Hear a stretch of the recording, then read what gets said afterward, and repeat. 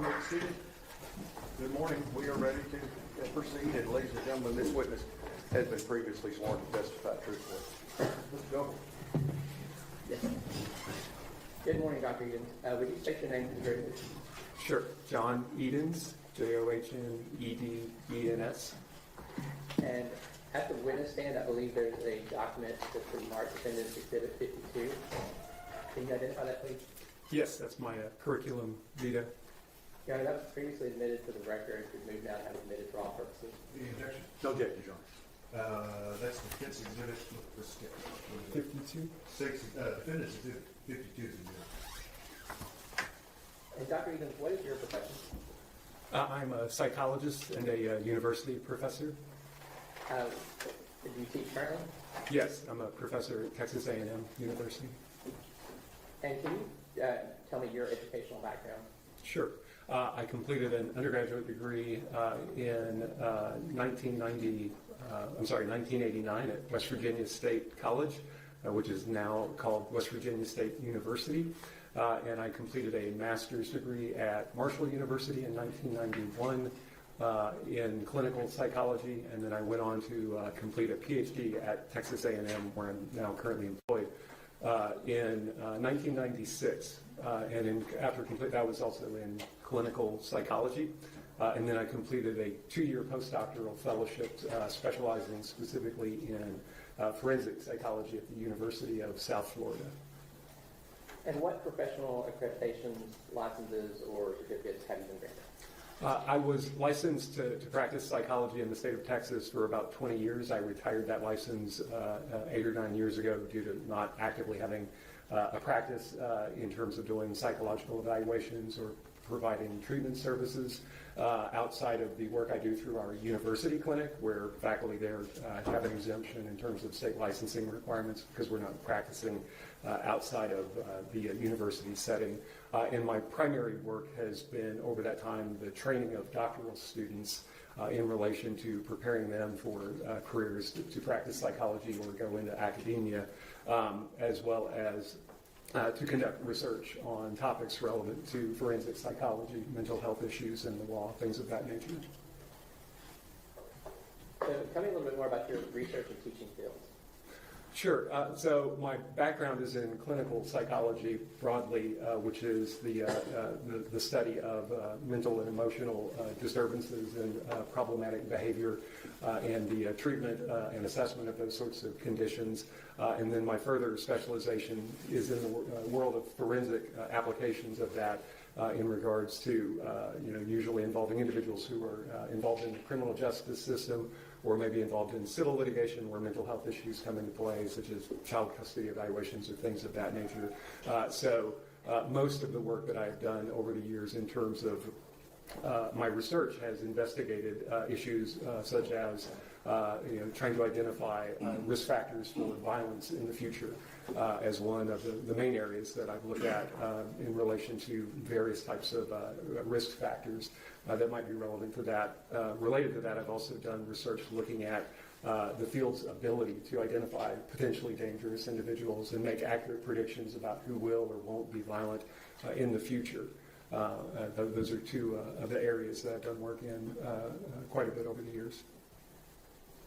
Okay, and we'll come back to that, but before that, can you tell me if did you receive a distinction from the American Psychology Law Society? Yeah, well, I am a fellow of a couple of the main psychological associations that are out there, which means I'm really old. Essentially, I've been around a long time. And those are fellow status as opposed to just being a member is essentially one of those things that's tied to making distinguished contributions to your field, things of that nature. So it's a recognition of your kind of career accomplishments. And did you receive an award from the American Psychological Foundation Society of Clinical Psychology? Yes, I received an award from them in regards to my research on personality assessment and personality disorders.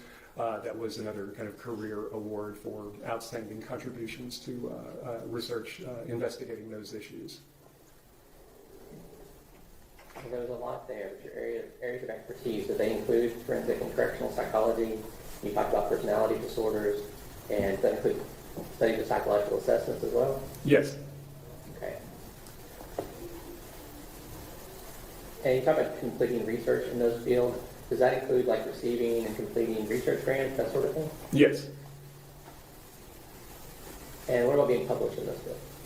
Yes, I've published over 200 research articles in scientific outlets over the years, most of which are related to forensic and correctional psychology. Not all of that is related to things like violence risk or personality disorders, but that's a large part of it. Okay. And did you ever serve as like the editor or on the editorial board of publications in those fields? Yes, so I've been an associate editor of a couple of the main scientific outlets where people publish research in the forensic mental health field and the just broader psychological assessment field. Journals such as the Journal of Psychological Assessment, the Journal of Personality Assessment. I've been an associate editor there where I'm responsible for evaluating scientific research that gets submitted in relation to its methodological merits and whether or not it should be published. And that process involves seeking out, importantly, peer reviewers to evaluate the research that's been done, to offer their independent opinions about whether or not the research is sort of scientifically valid and worthy of being published. And then for other journals where I'm not an associate editor, I frequently serve as a peer reviewer of other research along those same lines. So I'm pretty heavily involved in evaluating scientific studies looking at forensic and correctional issues. And are you the lead author of the Personality Assessment Inventory Interpretive Report for Correctional Settings? Yes. And can you describe what that instrument is? Sure. So the Personality Assessment Inventory is a very widely used personality test that was created by Dr. Leslie Morey, and that test is used all around the world. It's been translated into many different languages for general psychological assessments and evaluations. My involvement with it, aside from publishing a lot of research on that particular instrument, is that I was approached by the test publisher to create an interpretive report that is specifically for inmates going into prison settings to evaluate their psychological risks and needs. Because the PAI does not, itself does not have an interpretive report specific to that sort of setting. So I worked with them to collect a lot of data on it, specifically from prisoners, and created the sort of interpretive logic that talks about the psychological functioning, essentially, of individuals who are being administered it when they are transitioning into a prison setting. Do you know whether that instrument is actually used by the Texas Department of Corrections? I know that the Personality Assessment Inventory has been used at various points in different facilities. Whether or not they're specifically using my corrections report, the interpretive report, I'm not aware of. I'm not involved in the keeping track of who the test marketing company is, selling to and things like that. But I do know it is being used in various prison systems around the country. I don't know specifically if Texas is routinely using the interpretive report that I created in relation to evaluating people. So are you familiar with Special Issue number 1 in Texas Capital Times? Yes. In this case, did you examine Tanner Horman? I did not. And are you going to express an opinion as to the likelihood of him committing criminal acts of violence in the society that is GDCJ? I'm not. But based upon your expertise in forensic and correctional psychology, personality disorders, and psychological assessments, and your research in those fields, do you have opinions about the likelihood of violent behavior among inmates in general, and what information, factors, what type of assessments would be useful in determining the likelihood Yes. of violence among inmates? Sorry, I didn't let you finish. That was a long question. So, you've given a lot of long questions and answers so far, but kind of break this down for me. We're talking about personality disorders, personality pathology, that kind of thing. What are we talking about? Right, so the Diagnostic and Statistical Manual of Mental Disorders, which I'll refer to as just the DSM-5, includes in it a section of mental health issues called personality disorders. And that's something I've done lots of research on over the years of my career. And a personality disorder, in the broadest sense, is a long-standing pattern of pervasive impairment or distress that people experience that is tied to essentially various personality features that they exhibit that can cause problems or conflicts in their lives. The DSM includes numerous specific types of personality disorders, but the general definition of a personality disorder is that it's a long-standing set of problems related to personality traits that people have that can cause them conflicts with other people or cause themselves to experience distress, and that those are patterns that are generally somewhat stable over time and usually first start to appear in late adolescence or early early adulthood, not early childhood. And that is in contrast to some extent to most other psychiatric disorders, which tend to wax and wane in terms of the severity of the symptoms that people may experience. Personality disorders are ones that are generally relatively stable, although they oftentimes do decrease with age in terms of their severity. And yeah, that's one of the areas I've done lots of research in. Okay, first of all, back up and tell me what the DSM-5 is. In layman's terms, what do we? Yes, so the DSM-5 is the Manual of Diagnostic Information produced by the American Psychiatric Association. And it's DSM-5 because it's the fifth iteration of it. There was DSM-1 through 4, and this is the most recent evolution of it in terms of the psychiatric community putting out essentially a diagnostic manual that clinicians rely on to try to make diagnosis about the different types of mental health problems that people can experience. So if you are in the field of mental health and you're making a diagnosis or doing research or anything like that,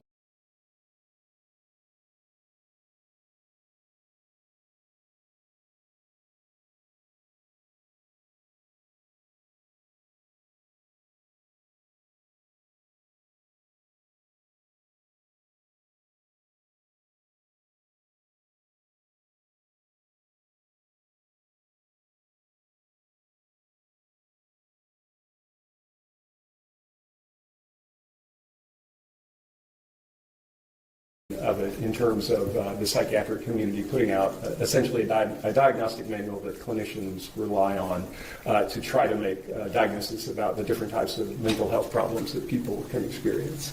so if you are in the field of mental health and you're making a diagnosis or doing research or anything like that, is this the manual you would look to, or are there other options in the United States? There is the International Classification of Diseases, which insurance companies sometimes rely on for, and that's much broader than mental health issues specifically. But the categories in that are pretty much similar to the DSM as it relates to mental health problems. So there's a personality disorder section within the ICD, but they're largely interchangeable. And in the U.S., in like legal arenas and things like that, when you see somebody talking about a mental health diagnosis of some sort, typically they're referring to a DSM-5 diagnosis.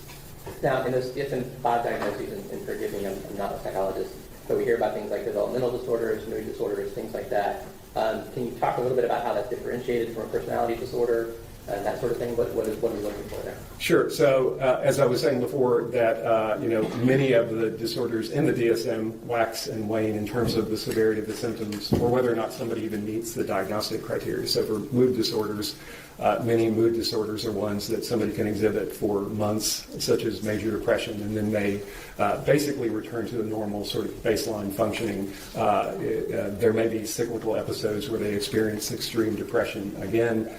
Bipolar disorder, which we used to refer to as manic depression, is another one where there are cyclical periods both of severe depression, essentially, and extreme sort of manic types of symptoms, but there are also periods of time during that where individuals aren't necessarily having symptoms. And the difference there is that you don't have necessarily a specific point in time where you expect to see those symptoms first start, whereas with personality disorders, again, the expectation is that there should be signs of it in late adolescence or at latest sort of early adulthood. And again, those characteristics of one's personality generally don't wax and wane as much. Although if you do look at long term, as I was saying, the diagnostic stability, even of these quote-unquote personality disorders, sometimes are relatively unstable. And part of that is probably the unreliability of psychiatric diagnoses, which is one of the reasons why we're at DSM-5, is because the history of psychiatric diagnoses in terms of the stability of two different examiners coming to the same diagnostic conclusion has been relatively poor. And so over the years, there have been numerous attempts to make psychiatric diagnoses more consistently diagnosed across experts in criminal justice settings, but just in general mental health practice as well. So even though personality disorders are generally construed as being relatively stable, they are subject to change, and somebody might be diagnosed at one point and with that personality disorder, and later on, especially if evaluated by somebody else, might not reach that same diagnostic conclusion. And you talked about differentiating personality and mood disorders. What about developmental disorders?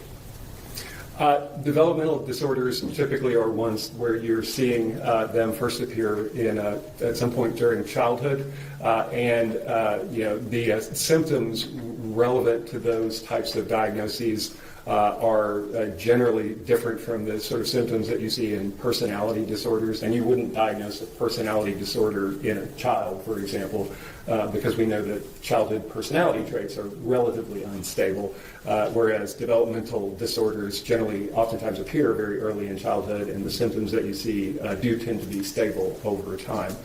Once that person reaches adulthood, who has a developmental disorder, there could be a diagnosis of a personality disorder potentially as well, but you don't make those sorts of diagnoses before somebody's approaching adulthood. Okay, and so you talked about psychological assessments. What are we talking about there? So psychological assessment is a very broad term involving using any sort of information to make either a diagnosis of somebody's functioning, or in some instances, like in relation to the special issue, psychological evaluations, mental health evaluations can be used to try to make a prediction about somebody's future behavior. So it's a very broad term, and there are lots of different methods by which somebody might conduct an evaluation along those lines. The risk assessment field, or the violence risk assessment field, does incorporate various types of information that would go into an attempt to predict what somebody's going to do in the future. So that is an area within sort of the broader field of mental health or psychological assessment. And just to clarify, when we're talking about the developmental, I think you're kind of separating that and saying you use one type of assessment in children when you're looking at developmental disorders, but these personality assessments would be later on in life in different sort of criteria. Yes. Well, no. I was saying the symptoms of those different disorders could be are generally different from each other, and the time period in which you would potentially diagnose those things is generally very different. Again, you wouldn't try to diagnose a personality disorder in, say, a 12-year-old or something like that. But developmental disorders such as autism or attention deficit disorder are things that you would expect to be seeing evidence of in early childhood. Okay. And you mentioned about trying to use psychological assessments, maybe personality disorder diagnoses, to predict behavior of inmates. Yes, that's something that's been investigated by people in the field and in my research lab as well. And specifically, have those been used to try to render expert opinions on whether someone would constitute a continuing threat to society? Yes, if you look at the history of expert testimony in trials such as this, experts offering opinions about personality disorders, generally speaking, as well as specifically antisocial personality disorder, which is one of the disorders under that broader category of personality disorders. That sort of information has been introduced in quite a number of cases over the years to support the argument that somebody is a future danger. And you said you conducted research and study to determine the scientific reliability and validity of this kind of psychological testing among the inmate population? Right. Well, the diagnosis of antisocial personality disorder in particular is something that I've looked at with collaborators that I've published research with over the years. We have published research looking at the issue of does having a diagnosis of antisocial personality disorder predict in any meaningful way the future behavior and adjustment of individuals who are actually incarcerated. We published a study in 2015 looking at that particular question of that diagnosis and its relevance to future acts of aggression in prison, and had about 350 individuals, about 300 of whom were men, across 4 different prison systems, and looked at their institutional adjustment, which we collected the information from the prison system itself. All prison systems in the U.S. keep track of disciplinary infraction information, and we were able to obtain that over the course of these individuals' first year in prison.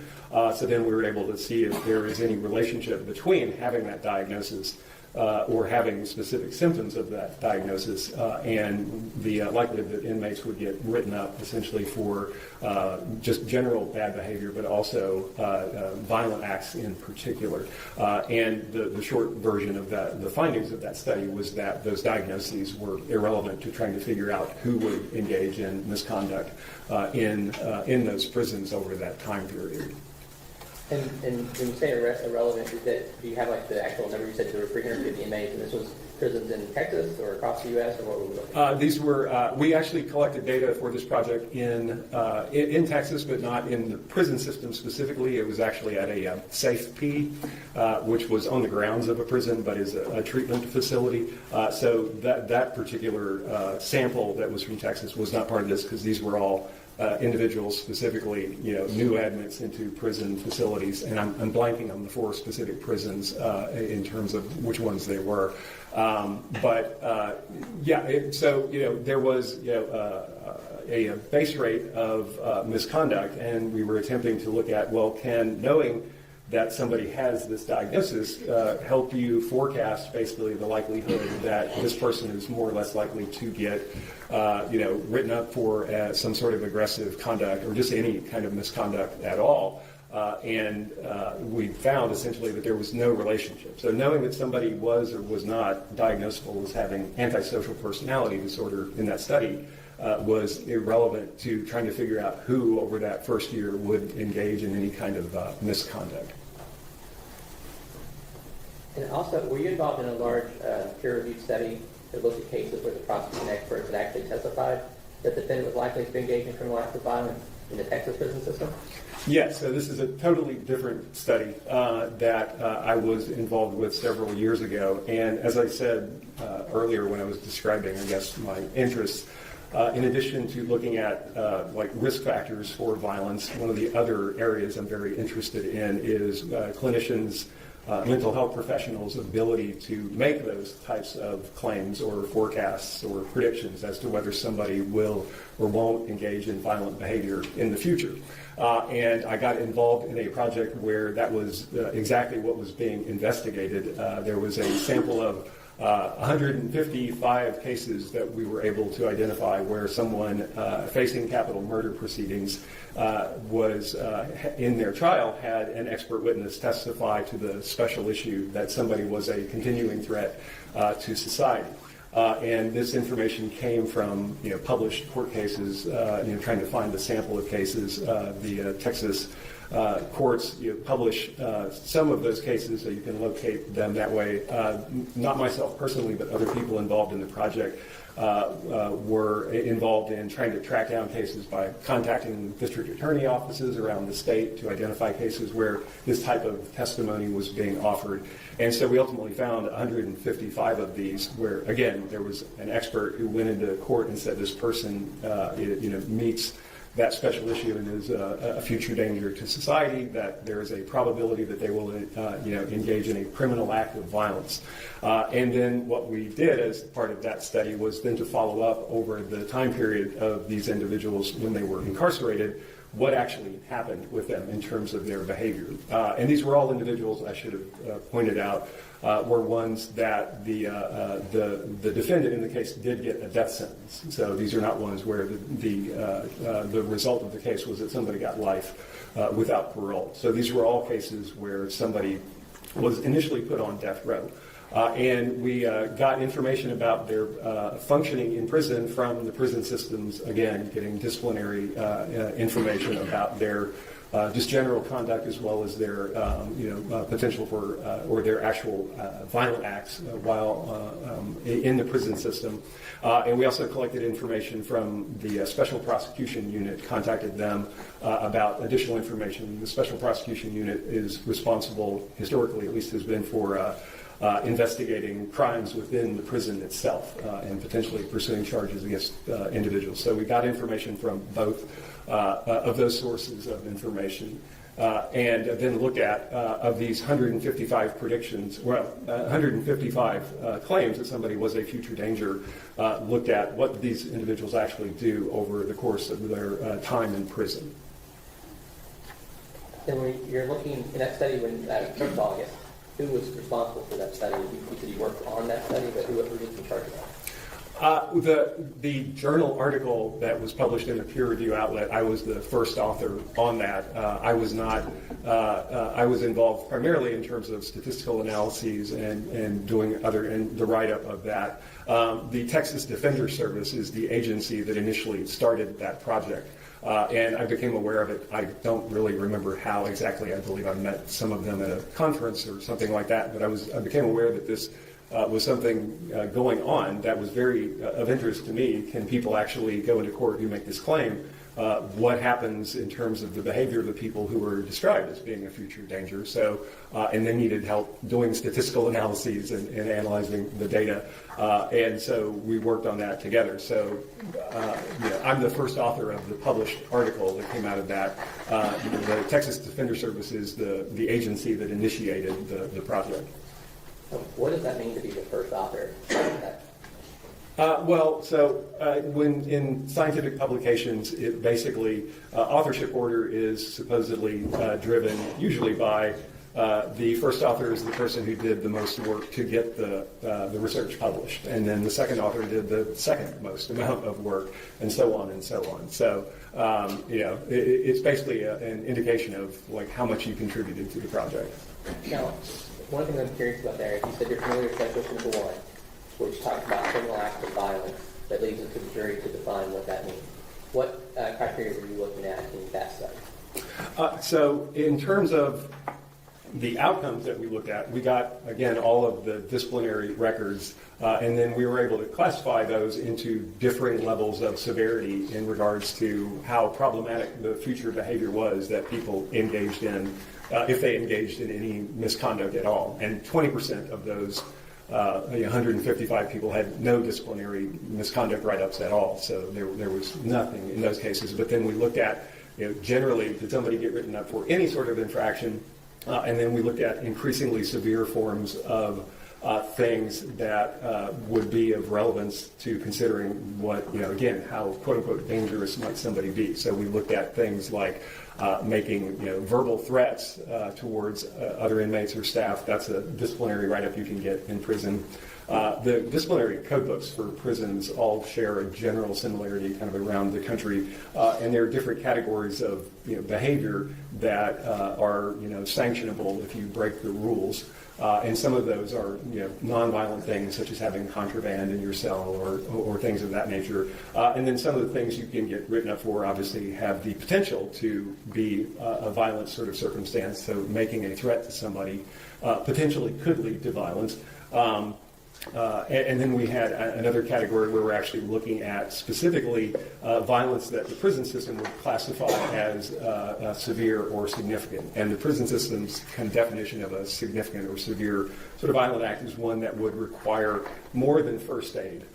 So, for example, if you needed to get stitches after an altercation, that would be something beyond, that would be a severe sort of category of potential violence. And then obviously as well, we looked at were there any murders that were committed by these individuals, in part because historically there have been experts who have not only said that somebody is a danger in the future, but made predictions along the lines that, that somebody will kill again in the future if not put to death. So obviously murder is something that would be of relevance as well. And as you might guess, if for each of those things that I was talking about in terms of outcomes, the more extreme the outcome, the less commonly it occurred among those 155 people.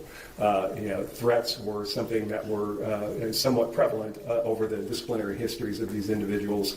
When you looked at that more severe category of violence requiring something more than first aid as an outcome, what we found was over about a 10-year follow-up period for these individuals, that 8 out of the 155 had engaged in that type of violent act in prison. So about 5% of those 155 people. And there were no murders in the follow-up during that time period. So 100% of those individuals had an expert testify that they would be a future danger, and 5% of them had any violence that required more than first aid. Yes.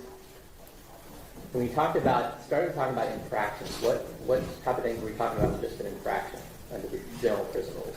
Yeah, so again, the inmates get, when they go into prison systems, lots of information about how you're supposed to behave, and in particular, what things you cannot do and if you do those things, then you will get written up for them, and you may have things happen like, in extreme forms, you may be charged with a new crime.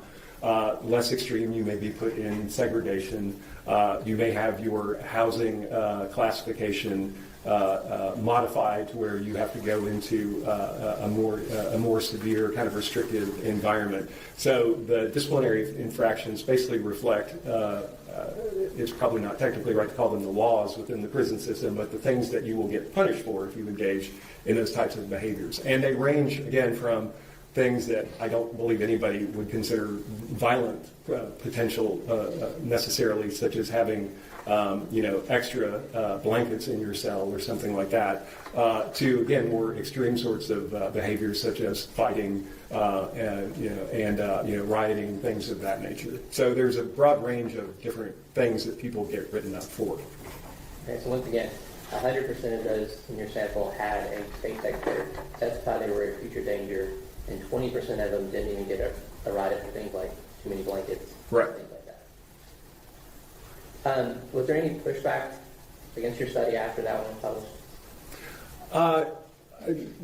Not in any sort of scientific outlets or publications sort of questioning the results themselves. I have testified about the results of this work in previous cases over the years, and I'm aware that there have been some things written about the study in regards to questioning the validity of what was found in it, just through cross-examination and things of that nature. So there have been some criticisms of it, but I have not seen anything that fundamentally counters that argument that when somebody comes into court and makes those sorts of claims, that if you look at the actual behavior of the individuals going into the future, again, for on average a solid decade, that these are individuals who are committing severe acts of violence, again, that the prison system would classify as violent, or that they're committing, future murders in the prison sort of setting. And you already mentioned one study that you conducted later with the 350 people across 4 prison systems. Have there been other studies or research that you're aware of or that you've been involved in that would corroborate your findings? There was a follow-up study published later on by a psychologist named Mark Cunningham. I believe he was the lead author, that looked at predictions in, I believe it was federal capital murder cases primarily. If I'm remembering that correctly, I may not be actually.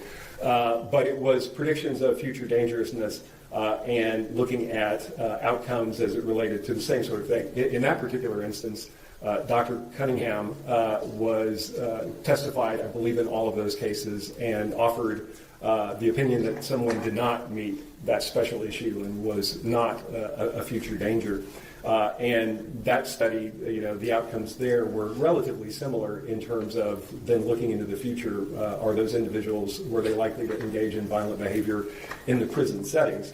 And that, again, found a very low rate that those individuals were, getting written up for serious violent acts. And in that study as well, there were not, if I'm recalling correctly, any murders committed by those individuals who were followed up over an extended time period as well. This might be a good time to talk to the jury if you know about what size population are we talking about in TJ?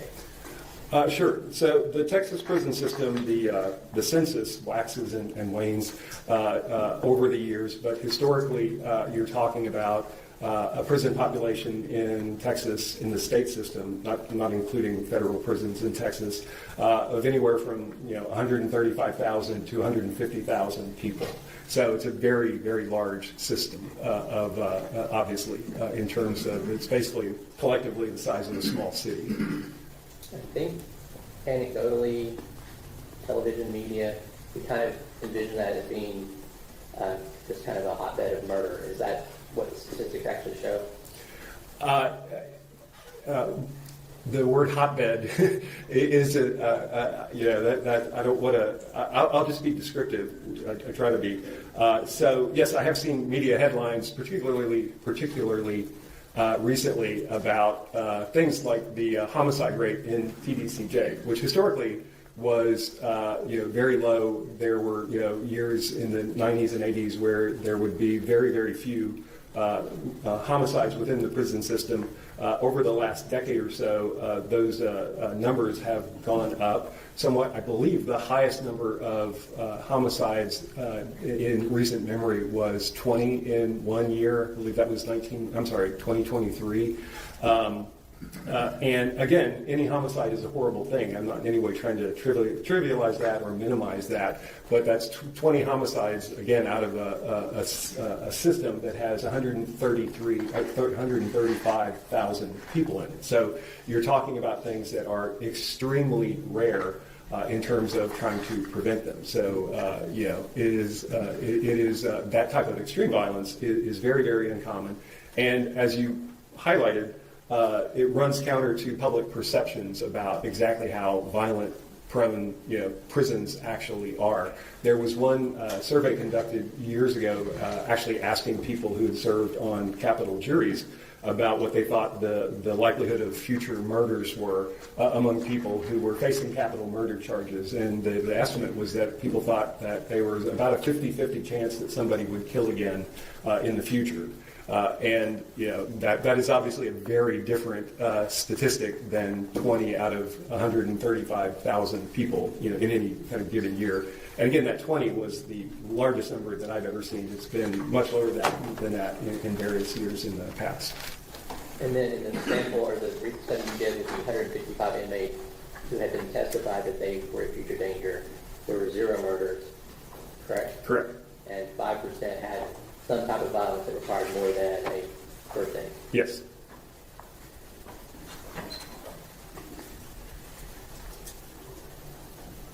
So, clearly based on your research, I guess based on your whole career, have you been able to identify sort of best practices for predicting human behavior for inmates in the incarceration setting?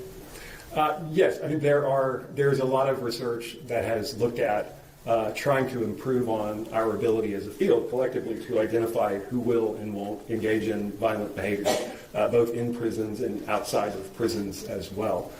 And there is a body of knowledge about sort of how to go about trying to forecast those types of issues. And there are known risk factors that can move the needle a little bit in terms of improving our accuracy of trying to make those predictions. So yes, I would say there's a methodology that can be employed that improves on our general ability to try to forecast who would or wouldn't engage in those types of behaviors. Although, again, in regards to the more extreme types of violence, such as, again, things resulting in injuries requiring more than first aid, you're talking about an incidence of those things that's relatively small overall in the general prison population. And murders, it's a fraction of that as well, obviously. So anytime you're trying to forecast a very unlikely event, you are likely to make a lot of errors in trying to make that prediction. The example I use oftentimes, like when I teach undergraduate classes in forensic psychology, is when I was, I guess in my early 30s or late 20s, the horrific Columbine shooting happened in the United States, where there was a mass shooting at schools. And very quickly after that, media started talking about profiles of school shooters and the risk factors for who might engage in those types of actions. And the profiles identified characteristics that were, tied to what was known about the Columbine shooters, and it was things like, being socially isolated and bullied, interest in anti-authority sort of music, violent video games, things of that nature. Those things may have been relevant to picking out those individuals. The issue is that lots and lots and lots of teenagers have all those characteristics as well. So if you try to use that profile to identify who's likely to shoot up a school and engage in a mass murder, then you're going to end up making a lot of mistakes. And that's one of the biggest sort of drawbacks to trying to make predictions that somebody will be violent in the future, is that for these extreme forms of violence that we've been talking about, that's a very hard thing to do, because you end up identifying what we call as a lot of false positives, people that you would predict might engage in that behavior, but who ultimately are not ones who would engage in that and were not acting violently at all. So you're fighting an uphill battle if you're trying to predict something that's rare. Now, and just to make sure we're not confused, when you're doing your studies on violence, predicted violent behavior, we're not limited it to murder. We're saying that threshold of anything that would require stitches, anything that would require more than 1%. Yes. Yeah. You talked about factors that do show some reliability, and then I guess there's ones that have not proven to be. Can you talk a little bit about the ones that have been used and have not proven to be reliable? Sure, and I don't think I even listed the ones that do have some relevance, so I'm happy to. I don't think you were going to go back and hit those. Okay. So when when people make incorrect predictions about anything, what are the things that kind of lead to that? One of the big issues that we see is that when practitioners try to determine whether somebody will be violent in the future, and this is, again, a general statement, not specific to prisons necessarily, but applicable there as well, is that you oftentimes see people focusing on what they think are risk factors that make somebody more dangerous, but in reality, research that's investigated that has suggested that those things actually aren't predictive of the outcome that you're interested in. And so the big one that has been my main involvement in the criminal cases that I get involved in historically is the use of antisocial personality disorder as a risk factor.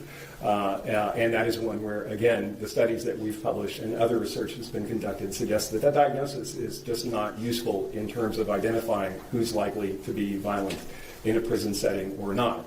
And part of the issue for antisocial personality disorder is that it's, even though only about 3.5% of men in the general population have that diagnosis based on epidemiological studies, in prison settings, the base rate of that diagnosis has been estimated to be, it depends on the individual study, but roughly 75 to 80% of prison inmates can be diagnosed with that disorder. So it's an extremely common thing that you see, in part because the diagnosis of antisocial personality disorder is based on one's history of having engaged in criminal behavior. So it's a very common thing in those settings, and you're trying to use that to then make a prediction about a relatively rare event, in terms of serious acts of violence in these types of settings. And then even in addition to that, issue of the commonality of it, again, the studies that have looked at, can you use this diagnosis and winnow down the pool of people who will be violent or not in a prison setting? It just does not seem to be able to predict that. So focusing on that. Another common risk factor that gets focused on a lot in these clinical determinations is and this one is somewhat counterintuitive, but the offense characteristics in regards to the crime that led to the person being incarcerated.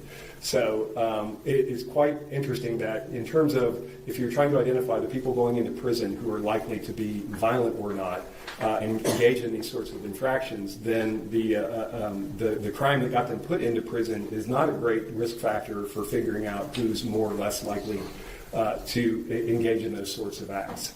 And so, even though one might expect that there would be a strong relationship between, say, violence in the community and then violence in prison, what we actually know is that in terms of future behavior being predicted by past behavior, what's really much more relevant is somebody's past behavior in a similar sort of setting. So, for example, there have been studies that have been published to suggest that people who have been violent in prisons in the past are more likely to continue to be violent in prison settings. That makes kind of perfect sense. But simply having a history of violence in the free world by itself, not a great indicator that somebody is going to go on and get written up for violent behavior in an institutional setting. And so that context about where are you making this, where is this person going to be and how is that going to impact their behavior is something that is really kind of critical that oftentimes gets ignored. And let's unpack some of that, because you talked about that personality disorder diagnosis being common among prison populations, partially because it's relying on the fact that you're charged with a crime. Right. So it's kind of a circular logic to say you're charged with a crime, so you have a personality disorder. You have a personality disorder, so you'll be violent in the future. The diagnosis is not just a history of criminality, and in fact, the diagnostic manual does specify that crime, absent the personality criteria that are listed, is not supposed to be diagnosed as a personality disorder. So there are lots of reasons why somebody may engage in criminal acts. The diagnosis of antisocial personality disorder is not to be made simply because somebody has a history of crime. But most people who get that diagnosis do have that history. So it's not totally circular, but there's a lot of overlap there. So you were saying that it's maybe 70-80% of the prison population might qualify for that? Yes. But in your study of people who had actually been convicted of capital murder, 5% of them had violence that was above the level of a first aid.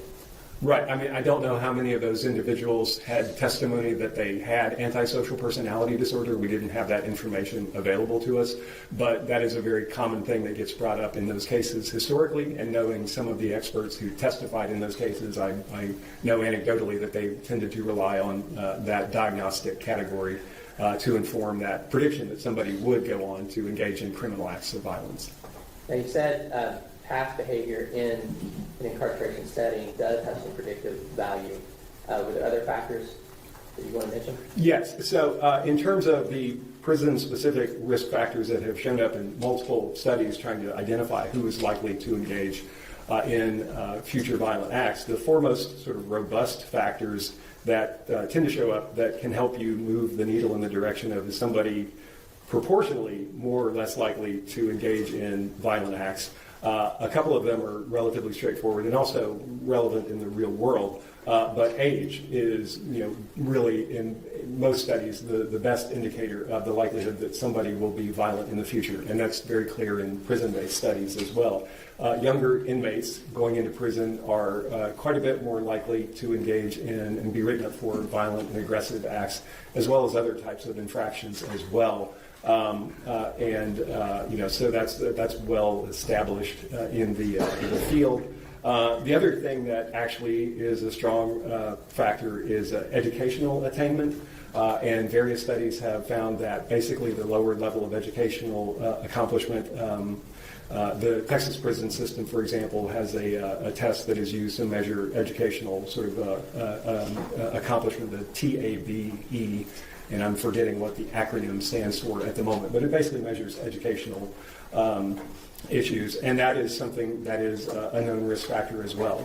Lower educational accomplishment basically moves the needle in terms of higher levels of risk.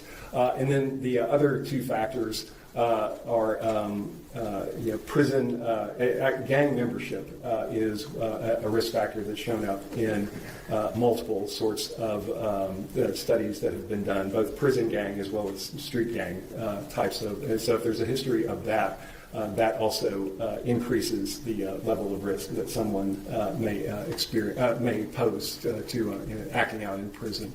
And I believe that was 3. I'm leaving one out. And in addition to the behavior in a prison setting, 4? Oh, well, yeah, past period of incarceration, so having been in prison before in general, and then especially if there has been violence during that incarceration period, that really moves the needle as well. Okay. Now, you talked about that younger age. What are we talking about there? What age group do you think? Well, so in the published research in this area that's looked at it has found that if you group people into age groups, 21 and younger in prison are far and away more likely to engage in violent acts and get written up for that early on during that period of incarceration. And then it's basically a linear relationship. The older you get, the lower the likelihood. The older you are when you go into prison, the lower the likelihood that you're going to engage in a serious sort of violent act. And as you age in prison, the likelihood of violent acts and just general misconduct tends to go down as well. And when you're talking about lower education, what are we talking about there? So like having a GED or a high school diploma is generally a positive indication of a lower likelihood of somebody getting written up for a violent act or just misconduct in general.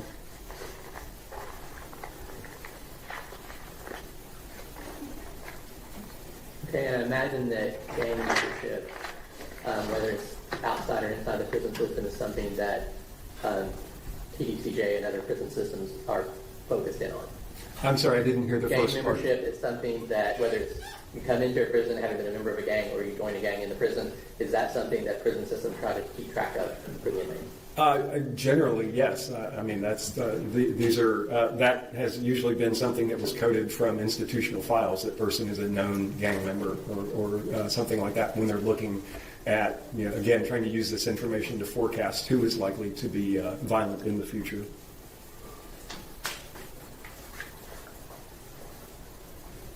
Your Honor, I'll pass it. Cross-examination. Dr. Higgins, let me ask you a couple of questions.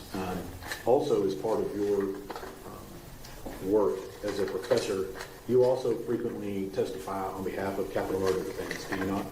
I have frequently, I actually tallied this up recently. I believe I've testified in roughly, counting this one and including hearings that were not necessarily before a jury, like an appellate issue.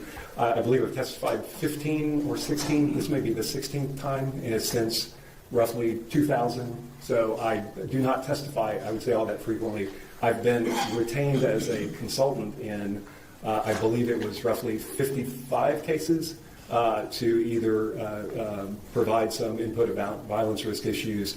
Many of those are cases that are actually on appeal, so I'm involved with writing affidavits, kind of summarizing a lot of the literature I've been trying to describe to you guys today, putting that in written form as part of appeals that usually are involving raising questions as to whether or not somebody should get a new trial, making an argument as to that because of testimony that lacks scientific a scientific basis as it relates to violence risk.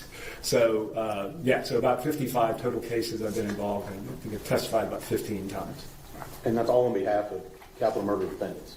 They're all on behalf of the defense, except one. Not all of them are capital murder cases, but the majority of them are, yes. And the one case I testified in for the prosecution was not a capital murder case.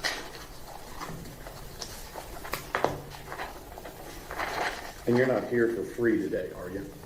No. What's the ticket on getting you here today? In terms of... Overruled. Can you define ticket more? Are you talking about hourly rate or? What's the, up until today, what's your total bill for up until today, in this case? I believe until today it would have been, so my hourly rate for this case is $450 an hour. I've actually raised my rates to $550 an hour, but I'd agreed to work on this case prior to that, so that's the billing rate. And I believe it would approach probably around $6,000 or $7,000 total in terms of the hours spent involved in this case at this point. I'm going to try to go back through some of this stuff here with you. The first thing I want to hit here is that you, being the author of the PAIC, Is that correct? CS, yes. CS, okay. But you're not aware of whether or not that's actually your interpretive report is being used in the TDCJ system. Correct. So we need somebody from TDCJ to see if they found that to be relevant and used in the TDCJ system. Yes. Because they are using, as I said, I know the test itself, which is independent of an interpretive report that gets spat out in relation to somebody's performance, the test itself is used, but I don't know whether or not people are using the interpretive report to make decisions about classification or anything like that, specifically in Texas. And in this particular case, you were only hired to provide this information and some generalities on prison populations and risk and things of that nature, correct? Correct. You talked about, in several occasions here, about things being a rare event. I think you used that word several times. Yes. And let me just ask you, are you aware of the facts of this case? I have a general knowledge of it, having reviewed several reports that have been performed on Mr. Horner and reviewing some of the background information about the case. And I think you used the term rare and extreme cases. Did you use that term a minute ago? I think I heard that. I believe I did, yes. Okay, and so in this case, would you classify this case being a kidnapping, sexual assault, and murder, a rare and extreme case? In terms of compared to other capital murder trials, I would say I don't know that I can actually answer that. Compared to just, is that a rare and extreme and unusual event? Yes, absolutely. I mean, kidnapping as in and of itself is a rarity in the prison system, correct? I'm sorry, Kidnapping just as in and of itself is a rarity in the Texas prison system. Yeah, I believe so. I don't know the exact statistics, but I don't think that's a common thing that people are incarcerated for, yes. And capital murder in and of itself is a rarity in the Texas prison system. Would you agree? Yes. And you wouldn't disagree with me that the kidnapping and sexual assault of an individual would not be extreme, would you? No, that's very extreme. All right. And then couple that with a murder on top of those together, that would make it even more extreme to you, correct? Extreme in terms of the severity of what happened, yes, absolutely.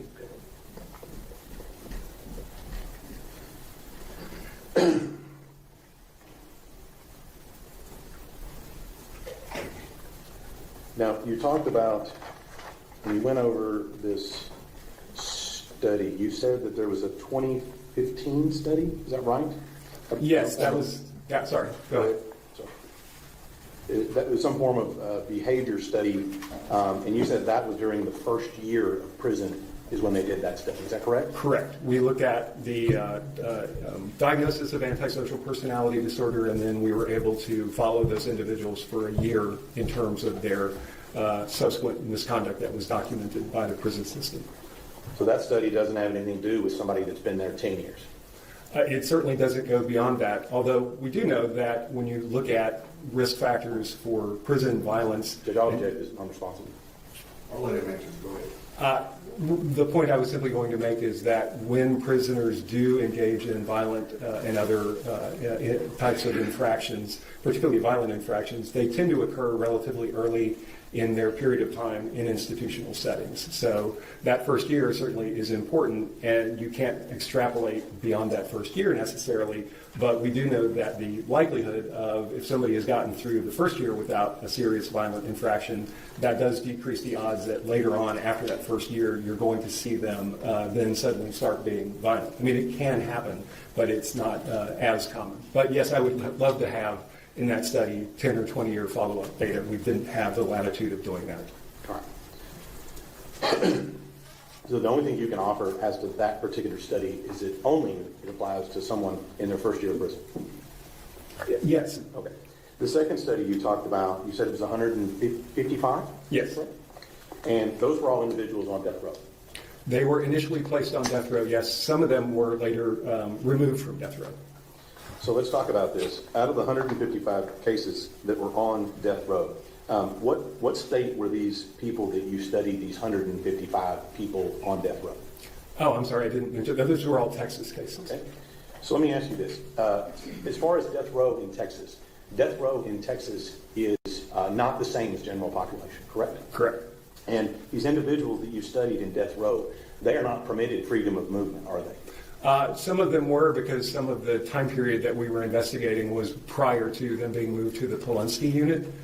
So they were kind of overlapping. Part of the time period was at Polonsky, and part of it was time period when actually they theoretically could have access to general population types of settings. And then all the ones who were removed from death row were back in general population. You'll agree with me that death row is dramatically more restricted in what you have access to than general population. Absolutely. And that death row in Texas, the individuals that are on death row are subject to increased scrutiny and searches and guard presence and everything else. Yes. And in fact, they are subject to such increased scrutiny that they are not transported from place to place with any other inmates, correct? You're getting beyond my knowledge of that, but I don't know that for certain, but that does not surprise me in the least. Okay. And then with regard to death row inmates in Texas, they're not permitted contact visits as the inmates in general population are, correct? I believe so, yes. So you took a study of people that were severely restricted in their access to other inmates, and that's the population you based your study on. That's what part of the study is based on. There were 48 individuals who were actually released from death row, 2 individuals who were actually released, exonerated of their crimes. And we did look at their disciplinary infractions when released back into the general population as well. So when we're talking about that, you're not talking about a study of people that are in general population in Texas. This is only people that have that, which you're talking about, either partly on death row or not on death row. No, 48 of those individuals were released back into general population for an average of almost a decade in general population, and 2 of those 48 people actually committed one of those, again, violent acts that was severe enough that it warranted more than just first aid treatment. So those were people in general population.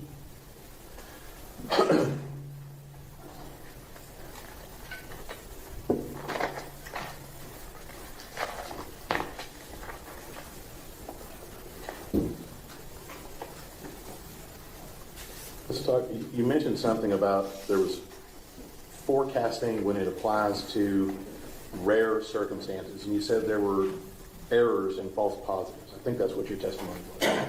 Yeah, words to that effect, yes.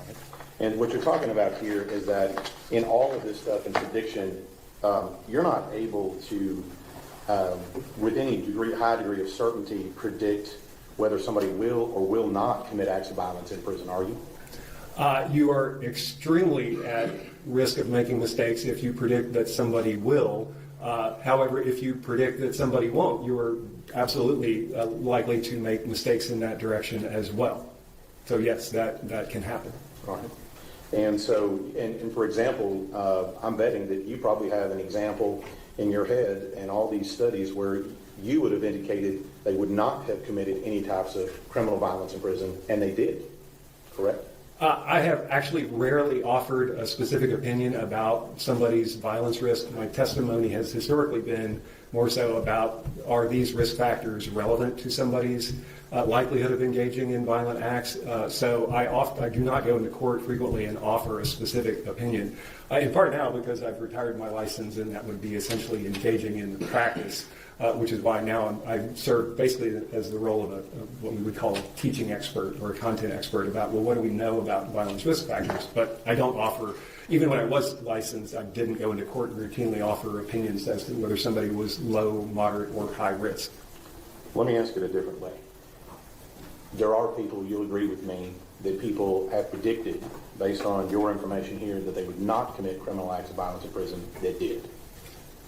Yes, I'm sure there have been. And the reverse is also true.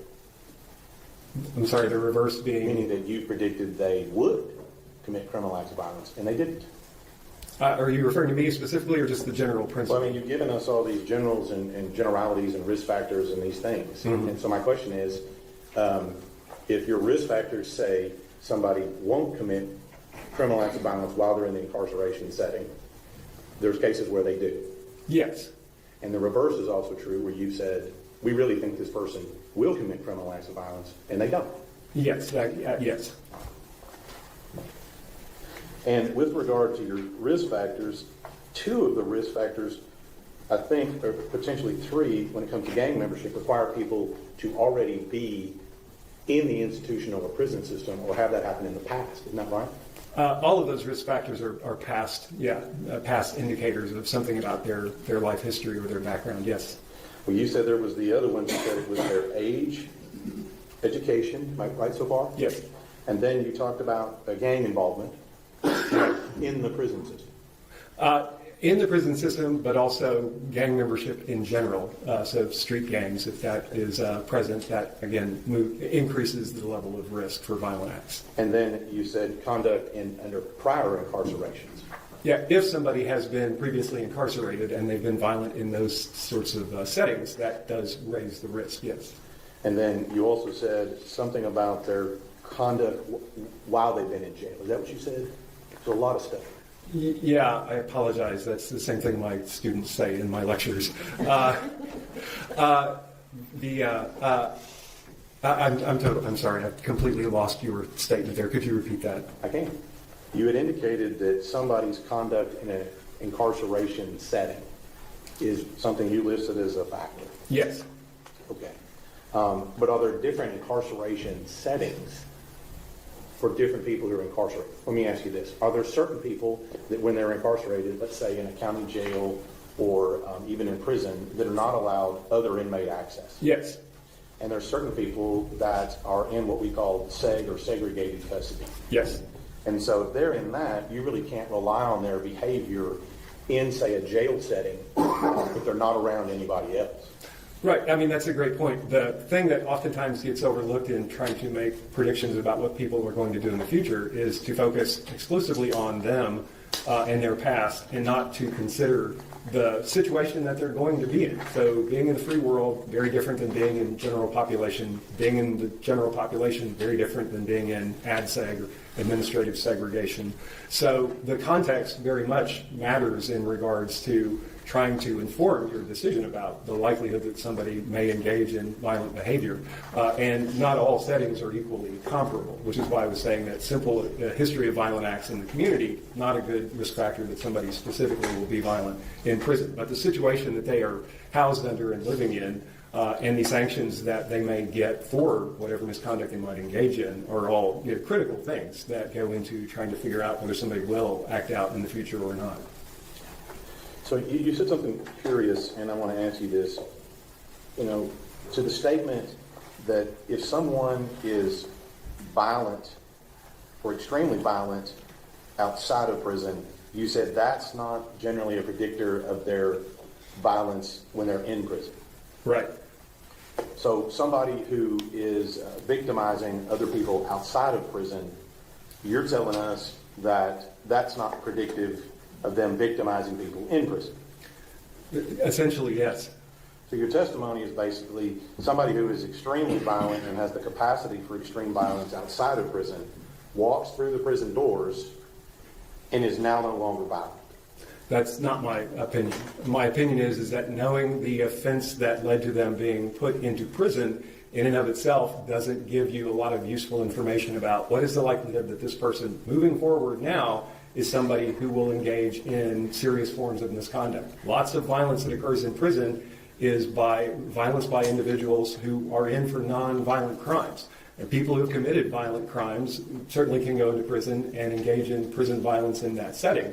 But knowing the characteristics of the offense itself is not useful for trying to, again, figure out who is the person who's more or less at risk. That was the point that I was making. I was not saying that if somebody who has a history of violence goes into prison, then that means that they won't be violent. It kind of sounds like we don't really know. Is that what you're saying? Well, we do know about the base rates from the prison system itself, about rates of serious violent behavior, inmate homicides, and generally rule infractions that people may engage in. And as I said before, there are increasing levels of rarity of those things. Some types of misconduct are quite common, and other forms, as you get more severe, become less common. But I do agree that in regards to a prediction about an individual people, there is always going to be the potential for that prediction to be wrong. either in the direction of claiming that somebody will be violent when they won't be in the future, or claiming that somebody won't be violent when in fact they will be.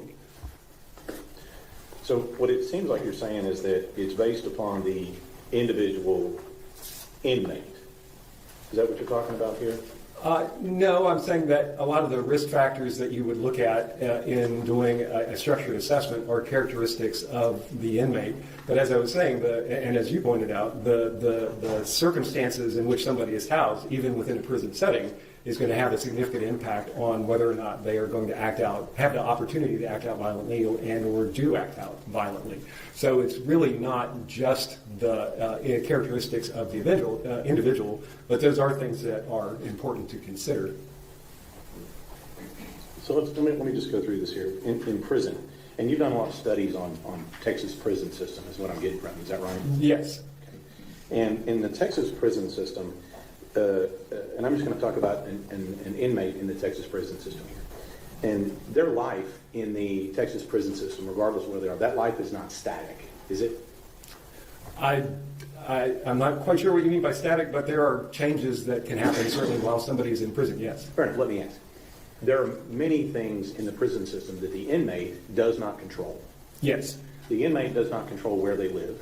Correct. The inmate does not control who their roommate is. Correct. The inmate does not control what type of housing they get. Correct.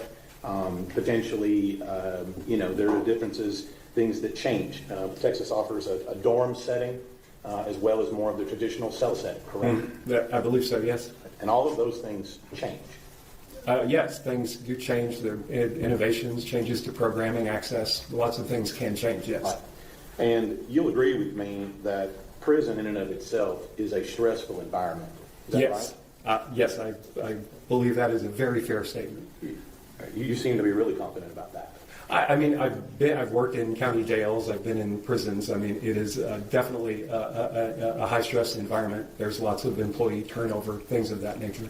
I was going to ask you that as far as a stressful environment, things like the guards change, other inmates change, wardens change, volunteers change. Yes.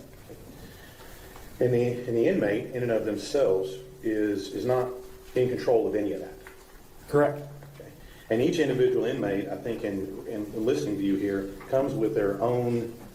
You talked about personality disorders. You talked about some other things, education. They come with their own set of who they are. Is that right? Sure. Yes. And so, if they have a personality disorder, that comes with them. Yes. If they have some form of other disorders or mental health conditions, that all comes with them. Yes. Sorry. And so what I'm going to ask you here is this, being that this environment is subject to change, sometimes dramatically, and being that it's stressful, that can have an effect on the particular inmate. Would you agree with that? Sure.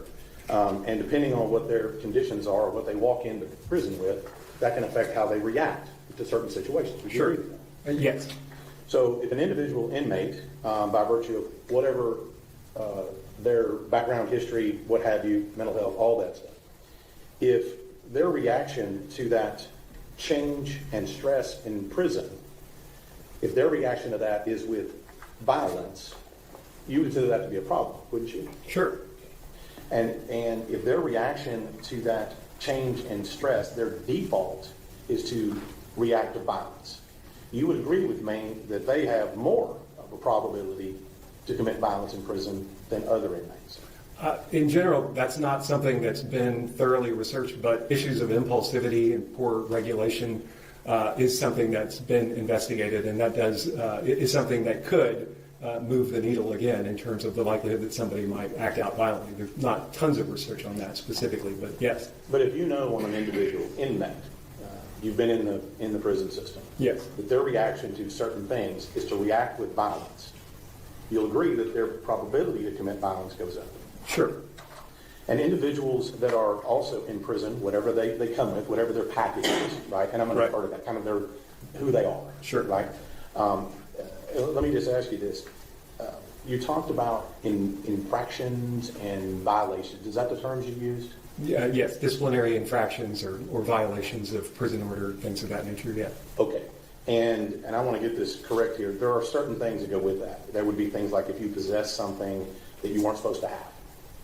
Yes, that's a type of infraction. I'm just giving an example. I want to make sure we're clear on what Sure. we're talking about here. Obviously, an infraction would be some form of assaultive behavior. Yes, Up into including murder, right? That would be a crime, but also a disciplinary infraction. yes. Fairly severe. Yes, the Special Prosecution Unit, I'm sure, would take over that case and pursue criminal sanctions, as opposed to the infractions, which are usually adjudicated by a board of people in the prison in terms of meting out punishment. So yes, I mean, obviously very extreme. And you'll agree with me that, again, I'm going to ask you kind of a similar question.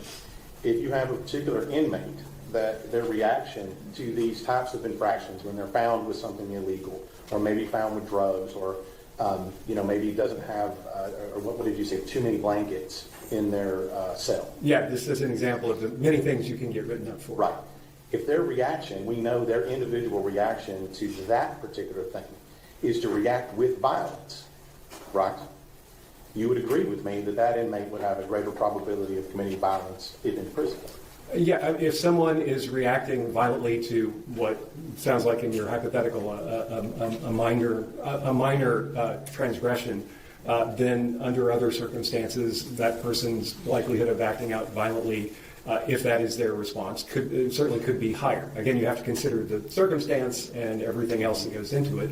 But yes, that potentially raises the risk of somebody acting out aggressively. Right. And we would know that about that individual inmate. If that is their default, that's what I'm asking about. Well, I don't know in your example if we can know that somebody's default to provocation is always to act violently. My experience is that certainly can happen. Most people, even people with severe impulse control problems, can control their behavior under some circumstances. In the example that you're giving, if somebody always lashes out violently to minor provocations, would they be more likely to lash out to more major things where their freedom's being impinged or something like that? Then yes. I think that would be likely to be true, but I believe that example is a fairly extreme one in regards to describing what is typical in terms of behavior patterns in prison.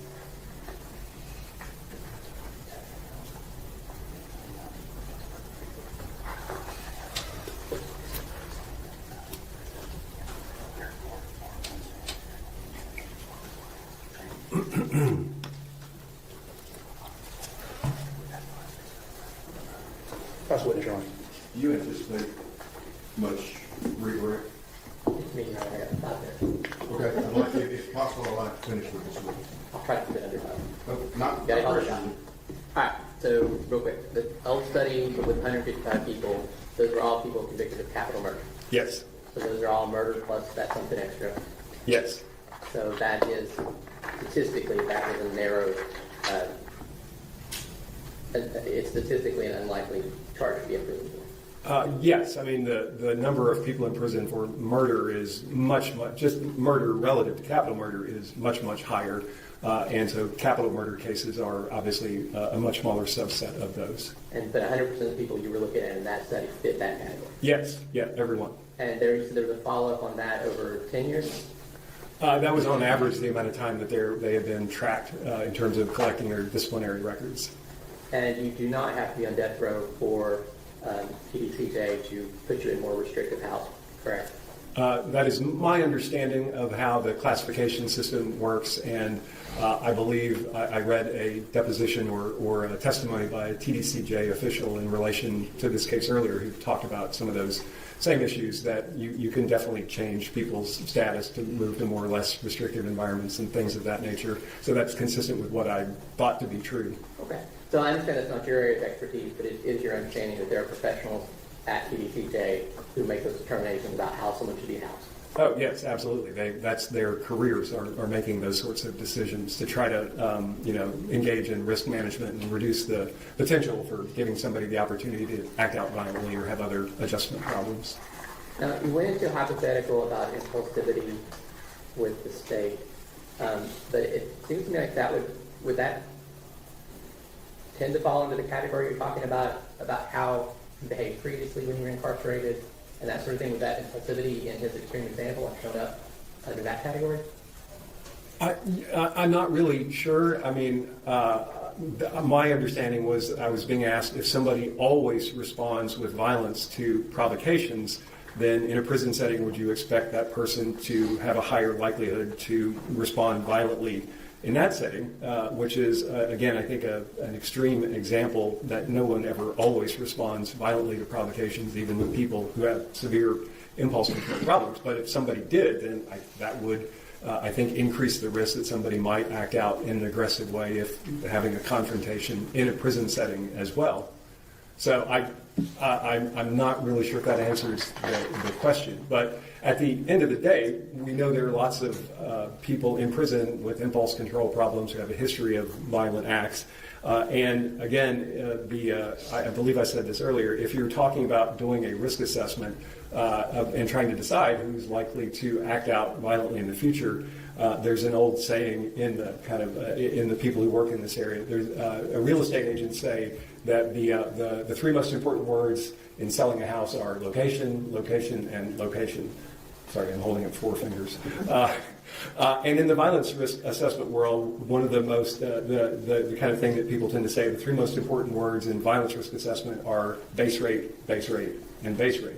And the reason for that is knowing the rate of whatever it is you're trying to forecast in the future, whether that's suicide in the community or somebody having cancer and whether or not a diagnostic test can identify cancer.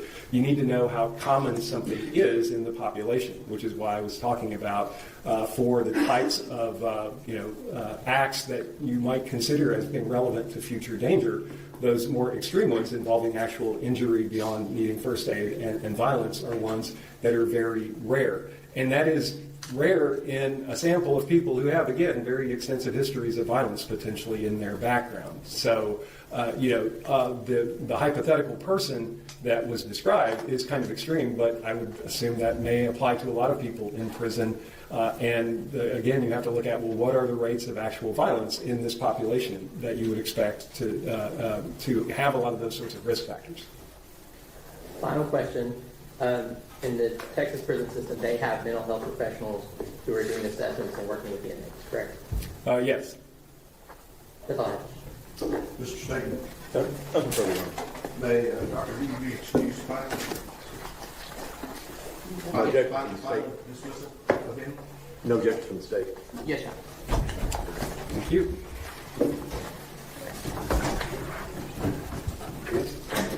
Okay, let's take our morning break. I need to visit with the lawyers for a few minutes, so it may be a little bit longer before we get to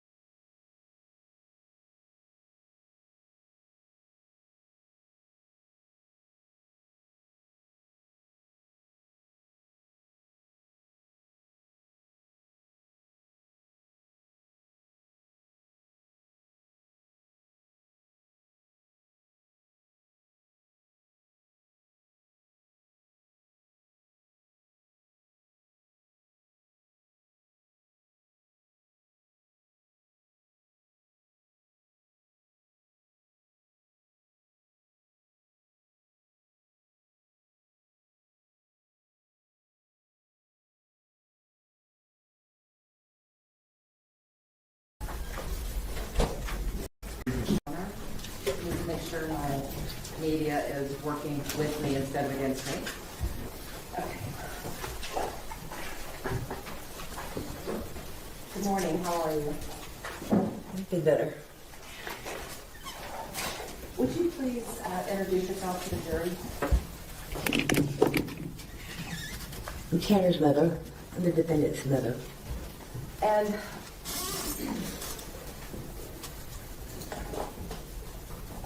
then ask you again, how are you doing? I'm in pain. But I'm working through it. What kind of pain are you having today? I've had 2 neck surgeries in the last year. And the screws have fallen out and they're working their way down my back as we speak. Ms. Foreman, where were you born? May 3rd, 1971. Oh, is it where were you born? Oh, Fort Worth. And where were you raised? Fort Worth. Do you move around a lot while you were in Fort Worth when you were a child? Yeah. How far did you go in school? No. Not far at all. It's, I think 9th grade. Did you like school? No. Why didn't you like it? I had a lot of issues in school and home.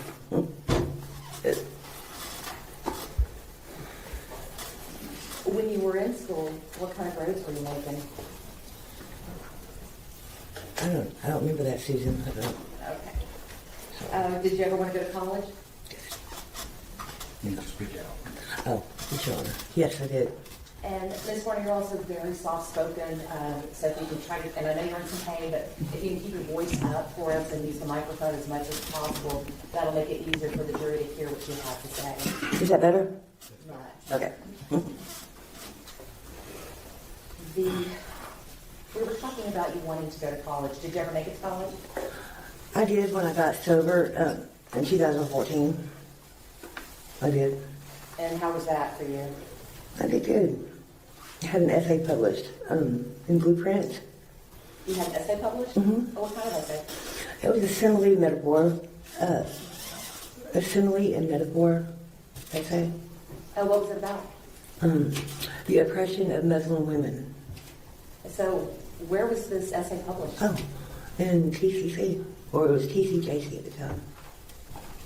Is that Tarrant County Community College? Mhm. Melissa, when you were a young girl, what did you want to do with your life?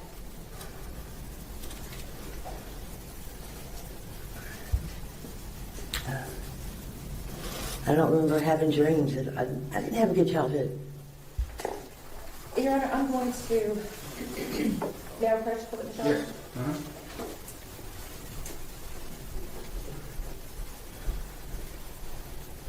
Actually, Ms. Warner, I'm going to hand you what has already been admitted into evidence as Defense Exhibits 55, 56, 57, 58, 59, 60, 61, and 62. And we're going to be using these throughout your testimony, okay? Okay. Oh, Lord.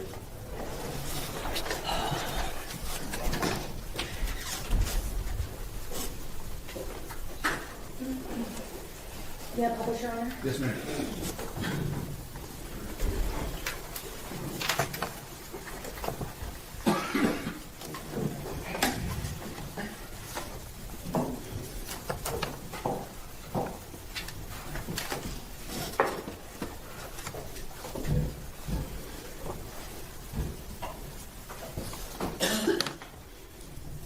Who is that in States number 55, or Defense Exhibit number 55? That would be me. And how old were you there? That'd be 8, 9. Ms. Warner, I want to talk to you a little bit about your upbringing, okay? Who was your mother? Jackie Harbison. What kind of mother was Jackie? Excuse me. What kind of mother was Jackie? A very nurturing mother. Not very protective, but nurturing. Did she ever leave you alone as a child? Yeah. How old were you when she would leave you alone? Not I mean, what do you mean alone? Well, if she left you at home by yourself, how, did she often leave you at home by yourself? When she was working, yeah, And how old were you? about 6. About 6? Mhm. So at the age of 6, she would leave you at home alone? Did you have any brothers or sisters there with you? No, not at the time. Did you have a stepfather or any cousins or relatives to stay with you? I'm not sure about the age, but like, until my mom got married, I was alone, and then I had 2 step brothers and sisters.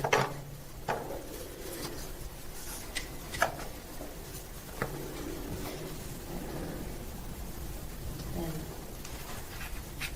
may I have a moment, Your Honor? Yes, ma'am.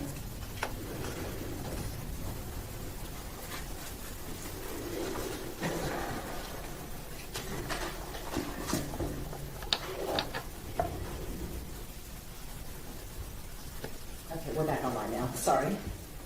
Okay, so, Ms. Warner, we were talking about your mother. You had said that she was nurturing, but not always. Do you feel that your mother met all of your emotional needs as a child? Judge can leave. I'll let her leave. Go ahead. And I'll repeat the question. Do you feel that your mother, Jackie, met all of your emotional needs? She tried. She's very young. She tried. I don't think I did, no. I don't think they were. She turned 16 the day after she had me, so, you know. So the child having a child? Right. And Ms. Horner, I want to talk to you a little bit about your father. No, ma'am, they didn't. And how old were you when they divorced? 1 year old. At some point, did your mother remarry? Yes. And how old were you when they remarried? 5 or 6. Would you like to be a stepfather? No. Why not?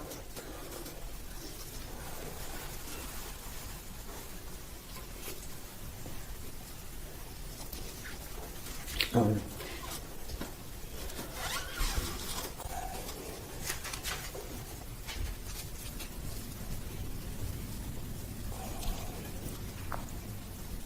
Okay, Ms. Horner. Did your stepfather abuse you? yes. How did he abuse you?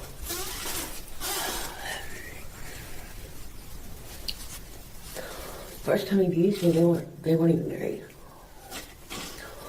I was 4 when he tried to have sex with me. And this was before you got married? Yes, ma'am. Did you tell anyone? Yes, I did. Who did you tell? My mother.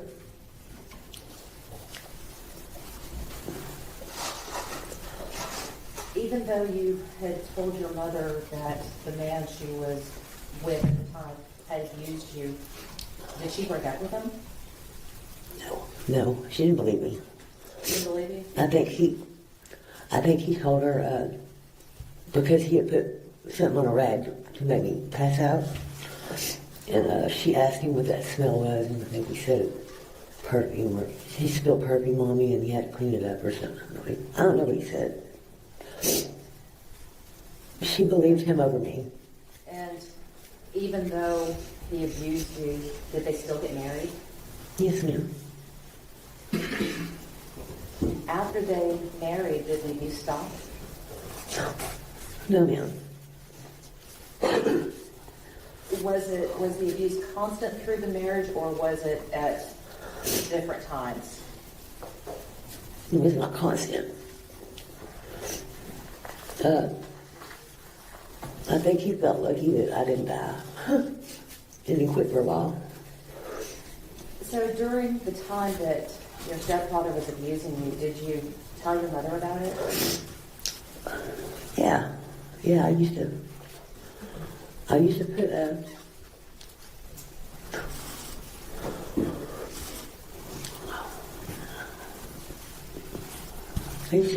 like a note on my door, whoever's coming to my room at night, and please stop. Did that person stop? No. No. At any point, were you able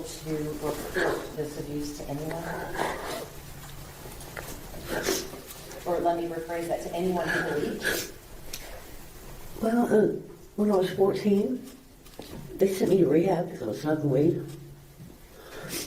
And came out then.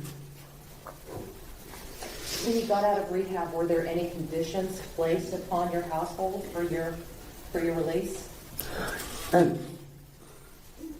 Yeah, my mom had to leave Larry. Washington. My mom had to leave my perpetrator. And that was your stepfather? Yes, sir. Yes, ma'am. You had mentioned that you had gone to rehab because you were smoking weed.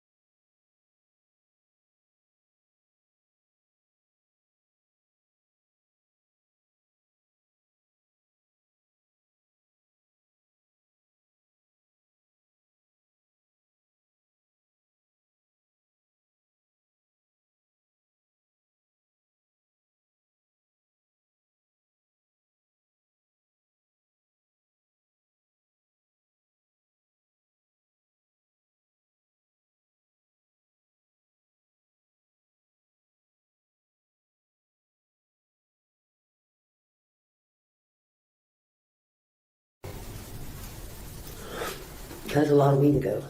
I don't remember. I just don't. I'm sorry. There's a lot of things I don't remember. That's okay. Were you still a teenager? Yes. Without saying what your mother told you, how did she feel about you dropping out of school? I don't remember her saying anything. Well, after you dropped out, how did you earn a living?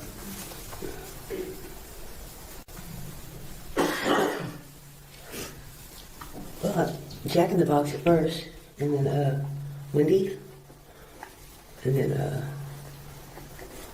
Sinbad's and Illusions. What is Sinbad's? It's a club. Or what kind of club is that? The male topless bar.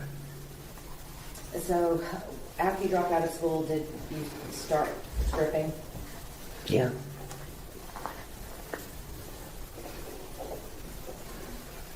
How'd you feel about that?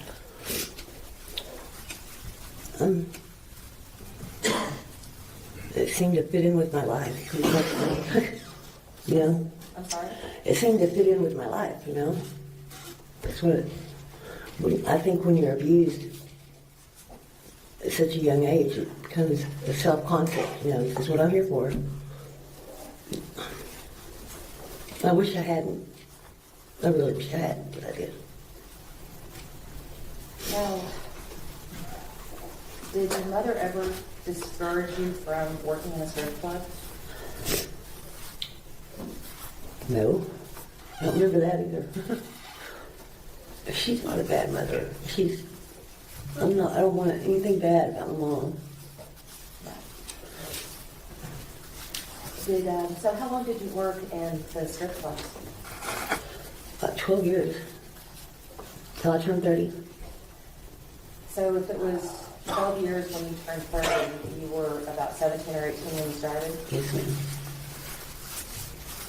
When you first started working in the clubs, was it easy for you to go up on that stage? Oh, no. No. Or what did you do to get up the courage to go up there? Drink heavily. Or what did you drink? Jack and Coke mostly. At any time did you have to use drugs in order to go up on a stage? Yes. What kind of drugs did you use during that period? Meth. Meth? Mm-hmm.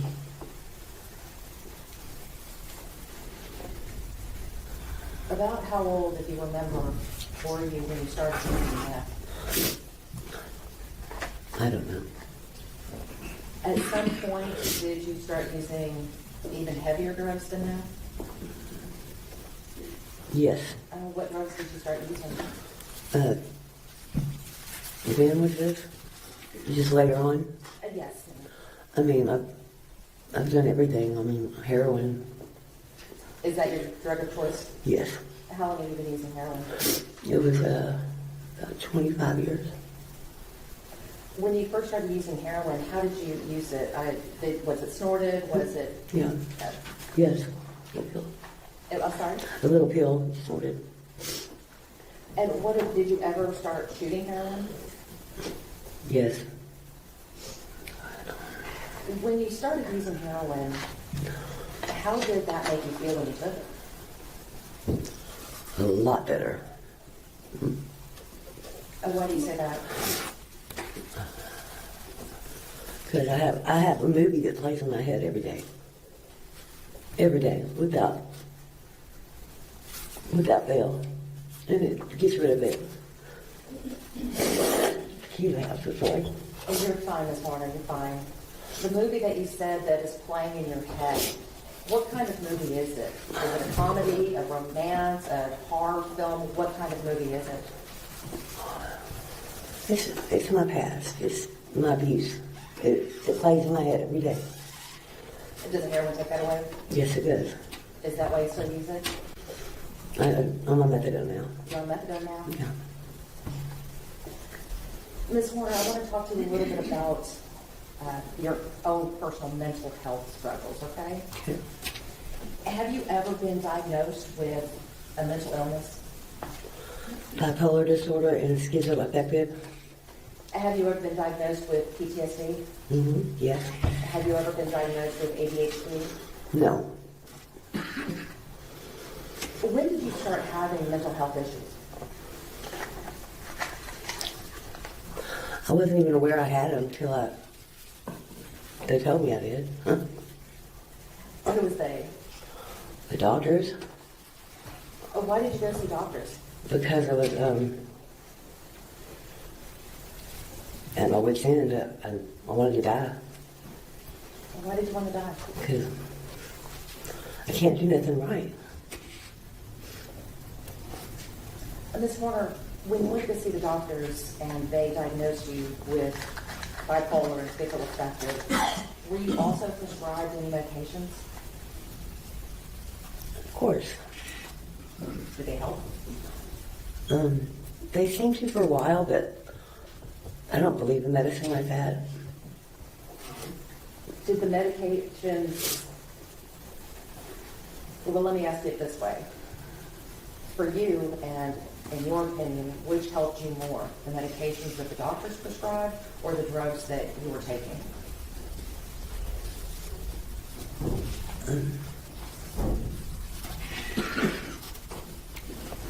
I'm not sure. I didn't really give the dummy drugs a chance, you know.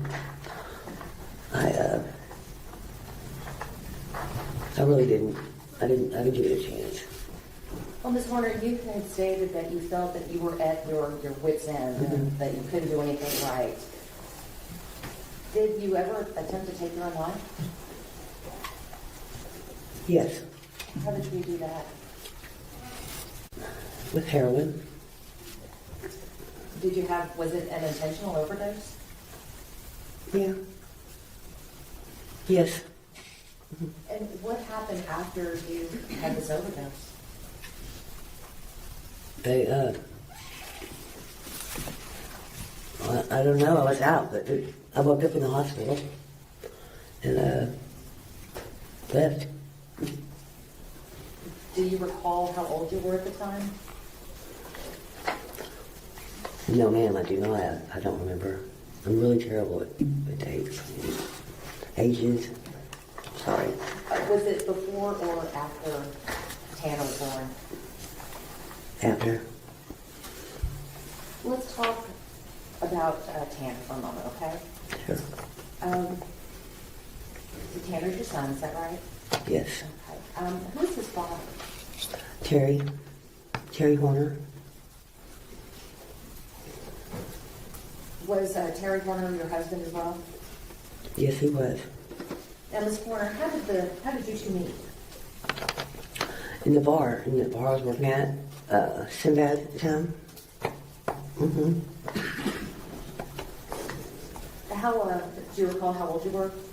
17, Do you recall how old he was? 29. Tell the jury about the night that you and Terry met. What was that like?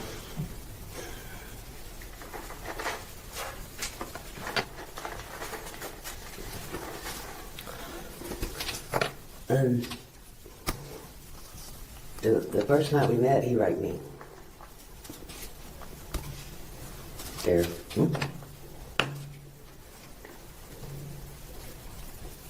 That night, did he ever hit you? Yes, he did. Tell me about that. What happened? Well, he asked me to go back to his room and do the line, and I said, okay. Then I went, and he was trying to fill me up. I said, no. And he knocked me out and made me do what he wanted.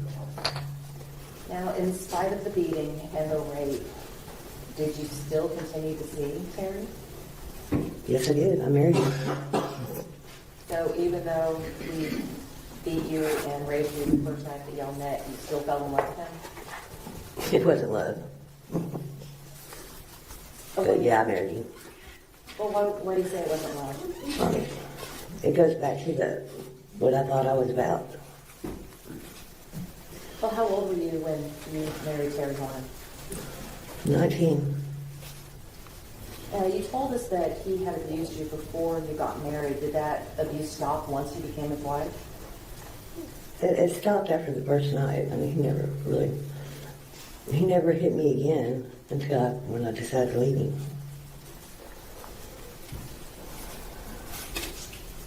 When you and Terry were married, did you ever do drugs together?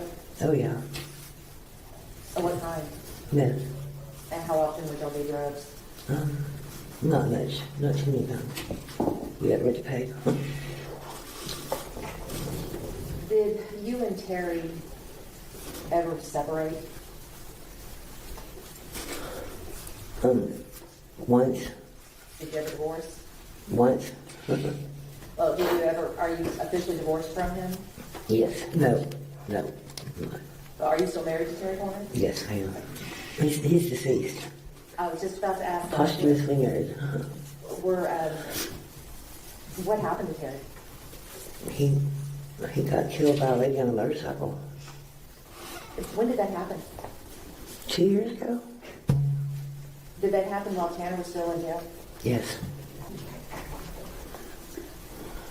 I want to talk to you a little bit about your life before Terry and before your pregnancy with Tanner. Had you been pregnant before your pregnancy with Tanner? Mm-mm. Had you ever been pregnant? Was Tanner your first pregnancy? No, he wasn't. How many times before had you been pregnant?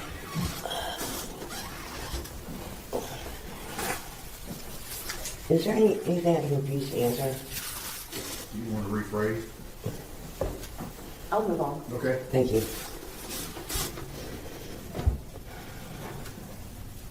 Let's talk about your pregnancy with Tanner. Okay. Thank you. When you became pregnant with Tanner, were you still dancing? Yes, I was. And when you became pregnant with Tanner, were you still drinking alcohol? Till I found out I was pregnant. How far? But by that time, I was already like 8.5 weeks. So you didn't find out you were pregnant until about 8.5 weeks in? Yes, ma'am. And during that 8.5 weeks, you drank on a regular basis? Yes, I was. How often would you drink? I drank pretty heavily. Enough to get cirrhosis. You currently have cirrhosis? Yes, I do. Once you learned that you were pregnant, did you stop drinking? Yes. And why did you stop drinking when you found out? Because I wanted my baby to be healthy. Now, before learning you were pregnant, did you smoke cigarettes? Yes. After you discovered you were pregnant with Tanner, did you stop smoking cigarettes? No. What about marijuana? Did you continue to smoke marijuana throughout your pregnancy? You know, I did a little bit because I was throwing up every day, and it helped. It helped with the morning sickness? It really did. And I hate to say that, but I did. Before learning that you were pregnant with Tanner, did you continue to use other drugs? No. So at the time that you found out you were pregnant, you were just smoking marijuana and drinking? I don't know. Before I found out I was pregnant, So during that about 8 to 9 week period. yeah, I was doing everything. And what do you mean by everything? I mean, anything I can get my hands on. I mean, I didn't go out looking for it, but it was always coming into the club. And it's not a good lifestyle. It is not. But I did try to stop whenever I found out I was pregnant. Once you found out that you were pregnant with Tanner, did you continue to work at the club? But I mean, just for like a couple more weeks. And I totally forgot to ask, but is Tanner your firstborn? Yes. Do you have any other children? Yes. When was that child born? Not his birth date, but how long after Tanner was your second child? 10 years. So they're 10 years apart? Mm-hmm. All right, so let's talk about the birth of Tanner. Were you able to carry him to term? Past term. Past term, how late was he? It's like he was 3 weeks, and we still had to use Pitocin because and induce. He wasn't coming out. You know, he set up shop.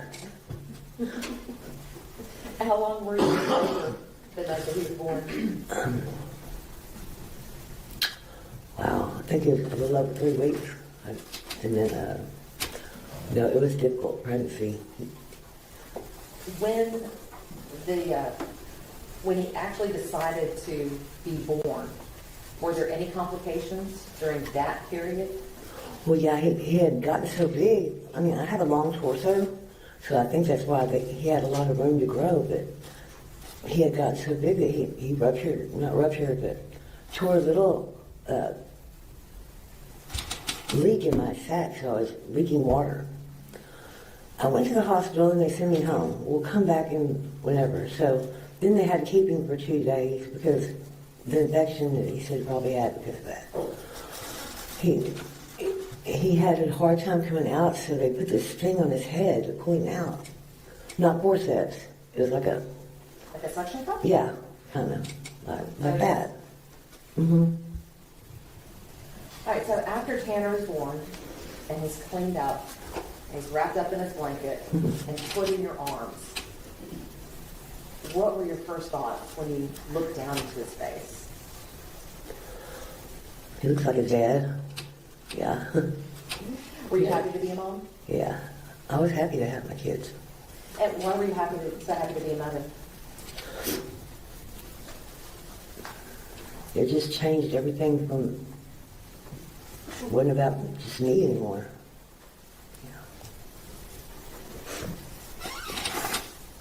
Where were you living at the time that Tanner was born? My settlement. Were you living with Terry? Were you living with your mother? Who were you living with? With Terry. In my settlement. How long after you came home from the hospital with Terry? Let me ask it this way: Did he stay around? Did Terry stay around? Yeah, he did. And how long? Couldn't get him to leave. I'm sorry. I couldn't get him to leave and get a job or anything. At some point, though, you two separated and broke up. How long after Tanner had been born did y'all break up? 2 years. 2 years.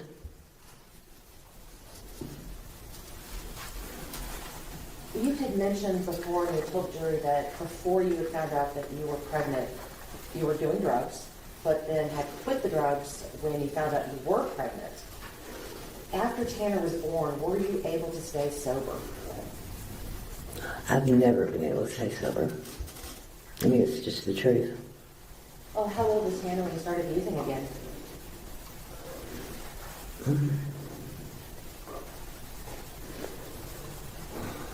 This is embarrassing. It really is. I'm sorry. Probably about 2. What made you go back to using? I don't know. When you went back, were you using the same kind of drugs, the heroin and the meth and the I meth? hadn't started heroin. You hadn't started Yeah, heroin no. yet? Okay. So was it just the meth and the marijuana and the drinking? Yes. Cocaine. Did your drug use increase over time? Yes.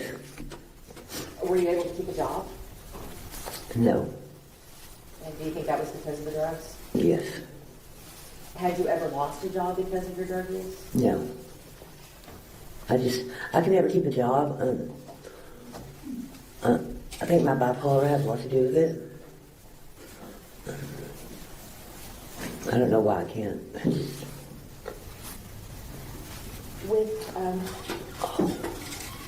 You had mentioned that you had gone back to using drugs when Tanner was 2 years old. Do you know if he ever saw you using drugs? Yeah, he did. Tell me about that. It was sad. I nodded out one time on the toilet. And, I was just like, I wasn't using the bathroom or anything. I had done what I was doing.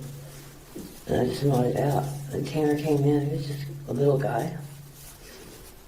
And he thought I was dead. He went in there and he told Mom, Mom was dead. And How did it make you feel? terrible. It's terrible. Do you think your drug use at that time affected your ability to be a mother to Tanner? There were several times when I knew I was out of control. Have you ever been arrested because of your drug use? Yes. What were you arrested for? Drugs, prostitution. There's about no violent crimes. But I've never victimized anybody.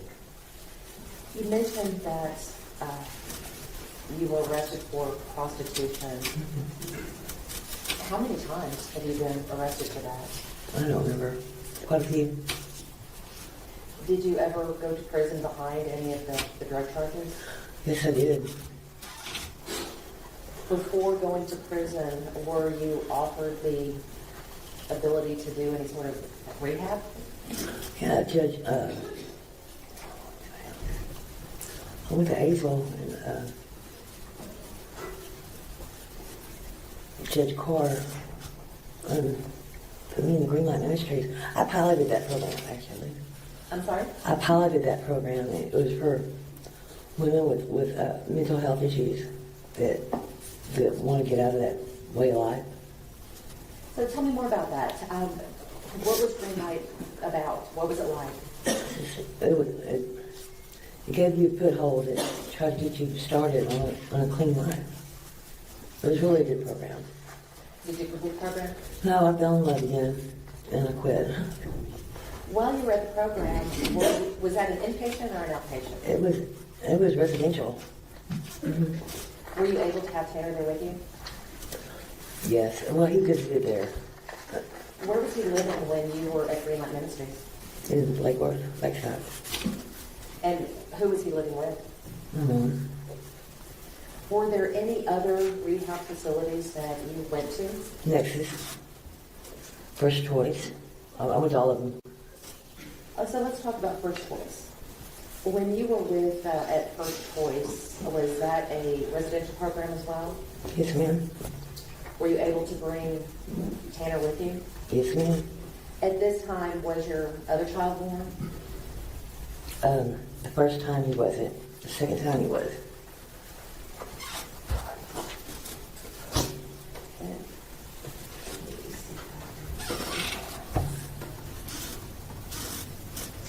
I want to show you what has been admitted as Defense Exhibit 56. Where was this taken? At Nexus. At the Nexus? And who were the people in the photo? Me standing up, my grandmother, Mary, sitting down on the left, and Tanner is between me and my mother. And so that's your mother on the right? Right. Jackie.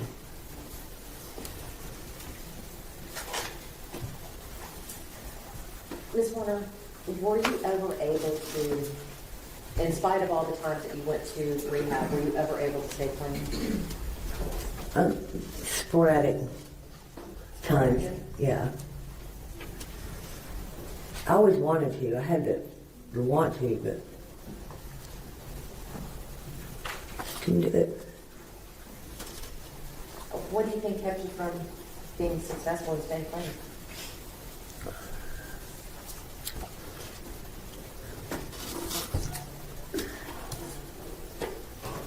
I'm hard at it, and I really am. I don't take suggestions like I should. I need to go get some help and take a pill that they want me to take, but I have a hard time doing that. When you were at these rehab facilities, you had said that Tanner stayed with your mother. Some of them. Sometimes he went with me. How was your mom as a grandmother? You better ask Tanner that. Well, from what you could see, was she a good grandma? Yes. Did she love Tanner? She spoiled him. I mean, both of them were just spoiled rotten. And even though you were in these rehab facilities, did you still try to be present as a parent in Tanner's life? Absolutely. How did you do that? I mean, if I wasn't there, I always made sure they had insurance and, had stuff. I always wanted them to be taken care of because, I wasn't taken care of as a child very well. And always, where I wasn't, I always wanted them to be. And that was with your mom? Mm-hmm. She was just really young. So for the times that you were able to spend with Tanner and your other son, and when you were able to stay clean, did you enjoy being a mom? Yeah, absolutely. What was your favorite part about being a mother? I'd go to the park with my kids and hacky sack and frisbee. Melissa, Ms. Warner, I'm sorry. I want to show you what has been offered as Defense Exhibit 57. Who is this? It's me and Tanner. Do you know how old he was in this picture? One or two. Let's look at Defense Exhibit number 58. Who is this? That's Tanner. Do you know how old he is in this picture? About 3.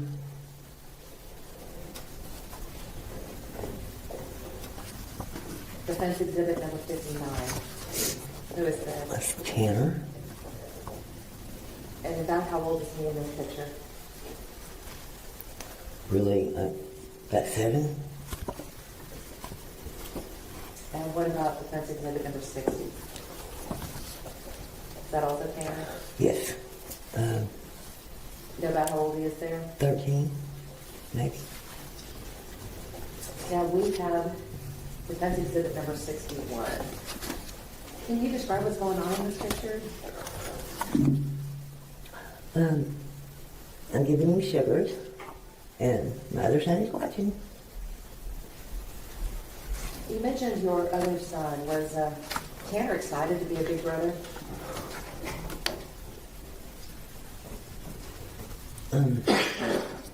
Was Tanner? I don't know. I think he was a little jealous, actually. As most big brothers and big siblings are. Yeah, I was lucky enough to be the baby, so. yeah.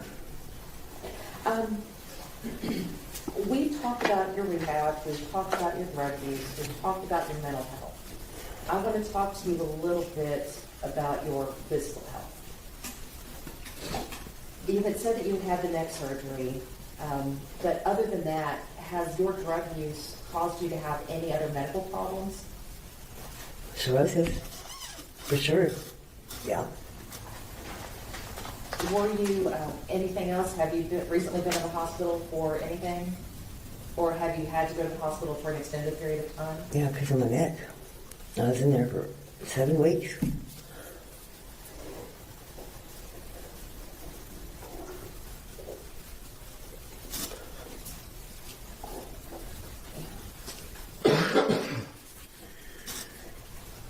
Because of the drug use, have you had to go to the hospital over the years to be treated for things? I don't remember that. No. Have you ever left the hospital against medical advice? Oh, yeah. Why is that? Probably because of pain management. Tell me more about that. What do you mean you left the hospital because of pain management? Well, you know how they are with opioids, and they won't. That's what helps my pain, and they have a thing about that now. When you left the hospital against medical advice, was it to go get opioids? Yes. And by opioids, do you mean heroin? Yes. Do you know about how many times you left the hospital in order to get heroin? Like once, I think. And Ms. Horner, I want to switch gears again, and I want to talk a little bit about Tanner as a child, okay? And please, I know that you're in pain. Let me know when you need a break, okay? Okay. When Tanner was a child, did you ever notice anything about him that made you feel that he was, I don't know, different from other children? Yes. Yes. What kinds of things did you notice? He didn't get along with, he wanted to get along with people, but they just weren't interested in having conversations with him. Having him around, it was sad to watch. Very sad. They didn't like him at all. How old was he when you first started to notice these things? Probably when he started school. Did any of this cause you any concern? Oh, so sad to watch. What types of things did you see? I mean, he wouldn't say things like they did. He didn't talk the way they did. And it isn't like I could hear what they're saying, but you can tell by looking at their faces, they're like, he didn't know how to talk to them the way. Did you see him having this trouble with other people? How did it make you feel when you saw your son having such difficulty interacting with children his own age? I wanted to go get him help, to see what's wrong. Did you go get him help? Yes, I did. What did you do? I took him over here to the Child Study Center, and I think they rigorously tested him for about 6 weeks, I think. And After they tested him, were they able to come up with a diagnosis? Asperger's syndrome. Did he have any other medical diagnoses during his childhood? Well, they would call it, they kept telling me it was ADHD, but it wasn't. They're always trying to treat him for something he didn't have. And the medicine would always change him and make him something he wasn't. With the diagnoses that he received, did you try to get Tanner services? Yeah. What kind of services did you try to get him? Well, because he was struggling in school, and I didn't want him to lead like I did. And I would go to art meetings, and we set up a classroom, the classroom to where it was more of a learning experience for him.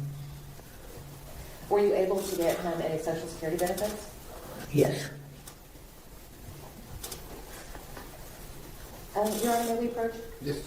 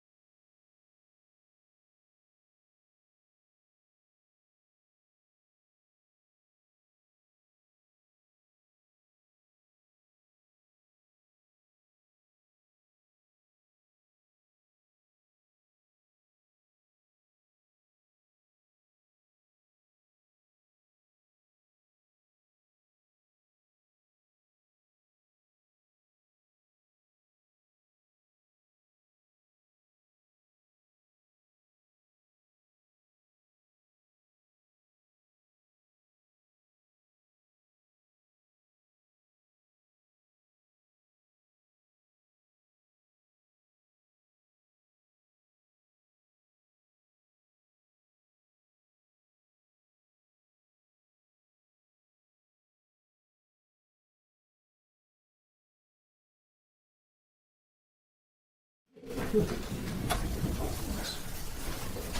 Warner, before we broke, we were talking about Tanner's diagnoses. One of those diagnoses that you had mentioned was Asperger's. Did you ever see Tanner have any, I guess what I'm going to use is meltdowns when he was younger?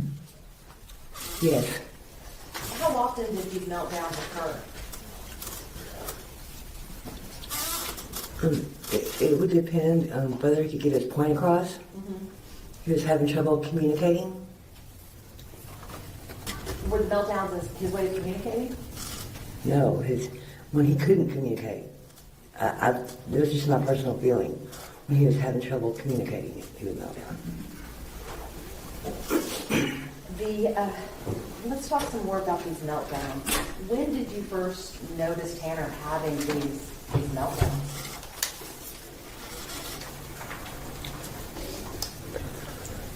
Well, I thought they were temper tantrums first, but it got so much more violent. He would like punch himself in the head real hard. Oh, you said he punched himself in the head. Do you know if he ever punched himself out or lost consciousness because of that? Seems like he would, but no, he didn't. When he had these meltdowns, you said that you felt that it was his frustration with not being able to communicate.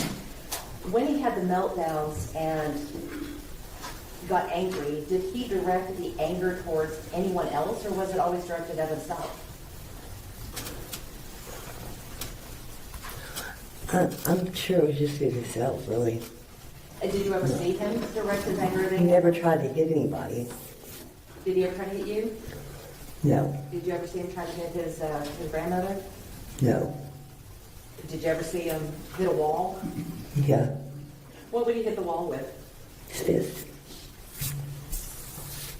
Would he ever break things? Yes. But you never saw him exhibit anger towards yourself. No, not really. At what age did he begin hitting himself in the head? That was after he was getting bullied in school. I'm sorry? When he started getting bullied in school, Tanner was bullied while he was in school? oh, terribly. Did you ever see any of the bullying happen? No, I would want to go up there and save him, but he would never let me. He would never let me go up there. He said I would make it worse, but I wanted to. What kind of bullying did you see happen? I didn't see it. Your Honor, she just stated she didn't see it herself. Did you see Tanner get bullied at any time? Not at school. His grandfather did sometimes. You saw his grandfather bully him? I saw his grandfather bully him sometimes. So let's talk about his grandfather. Who was his grandfather? Bill Harbison? He was married to your mother, Jackie? Yes. Can I refrain from using names, please? How about we call him grandfather? Okay. Is that okay? Yes. Okay. How long were your mother and second stepfather married? 30 years. At any time did you and Tanner live with them? The majority. Well, when you say the majority, what do you mean by the majority? The majority of Tanner's life. The majority of Tanner's life? Yes. How did you, or why did you move in with your mother and stepfather? When I left Terry, I was scared Why were you scared? because his dad stopped me for a long time, and I got scared, and I moved in there because I was watched better. So you were afraid that your husband would hurt you? You said he stopped you. How did he stop you? He would sit across the street from my work and like follow me home and stuff like that. Did you fear for your safety? Oh yeah, Did you fear for Tanner's safety? no, not that time. Did you think that Terry would ever hurt Tanner? No, Was he a good father? he loved his dad. His dad loved him. Was his father able to be there for him throughout his life? Sometimes. When Terry wasn't able to be there for Tanner, typically where was he? I don't know. Do you know if he ever went to prison? Yes, How often or how many times did Terry go to prison? twice. Do you recall for how long? No. When you went to go live with your mother and your stepfather, you brought Tanner with you, is that right? Yes, I did. How'd that go over with your mom and stepfather? Did they like having y'all there? Yeah, I did, actually. Did you have a good relationship with your mother at the time? Well, I was doing my own thing. And I really did it because I was having support with him. It was hard trying to do it on my own. Is it difficult being a single mother? Absolutely. And were you doing the best you could? Yes, but I could have done a lot better. I know that. As someone once said that it takes a village. Is that what you found with your mother and stepfather? Yes. So let's talk about your relationship with your stepfather. Did Which you- one? With the most recent one, Okay. when you were living with your mother and the stepfather, when Okay. Tanner was born. Is it okay if I call him Mr. Harbison? Without using first names? Just, yeah, go ahead. Okay. And whatever makes you more comfortable, I will address him whichever way. Go ahead. Okay. With, how was your relationship with Mr. Harbison?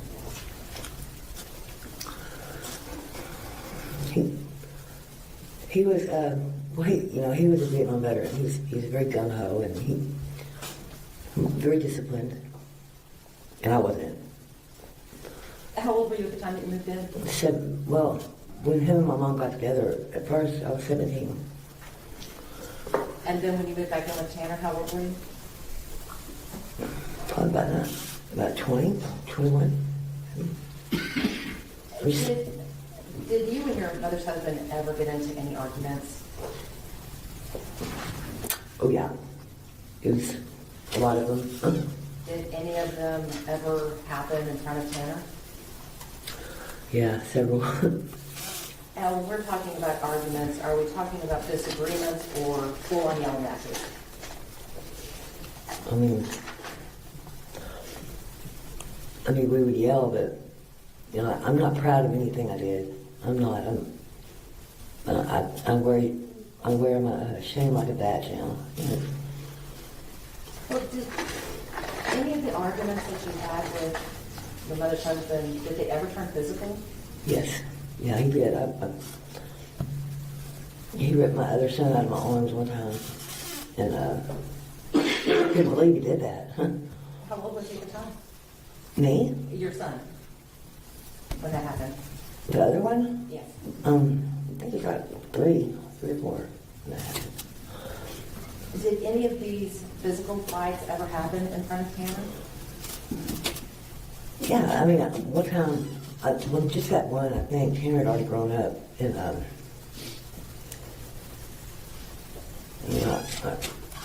I had never really had anybody take up for me before, And Tanner's a pretty big guy, Then he was growing, and Bill tackled me in the front yard. And he started to put his fingers in my eyes like that because he was mad at me. And he wasn't going to do that. All of a sudden, I feel, Bill was pretty stout, and I feel him just get lifted off of me. I looked at Tanner and picked him up, off of me. I was like, wow. I had somebody taking it for me, but yeah, that's something Tanner shouldn't have seen as a child either. But What about the relationship between your stepfather and Tanner? How was that? I think Tanner kind of worshipped him, really, liked him a lot, but Bill was mean to me. What do you mean by mean? How was Bill mean to him? That would be something you'd only need to ask my mom. She knows more about that, so I'm gonna let my mom answer that. Did you ever witness any of it? No, not really.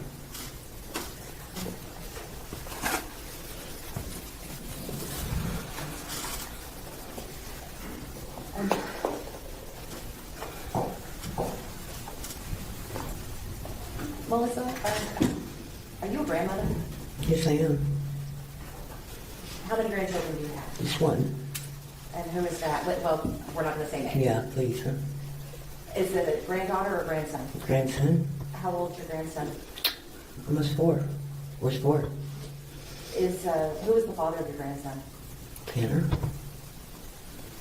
Were you around when Tanner learned that he was going to be a father? Yes. How did you react when you learned that he was going to be a dad? He was very excited. And were you around when your grandson was born? Yeah, I was around. How did Tanner react when his son was born? He's just happy. I mean, everybody has little. Their babies are born.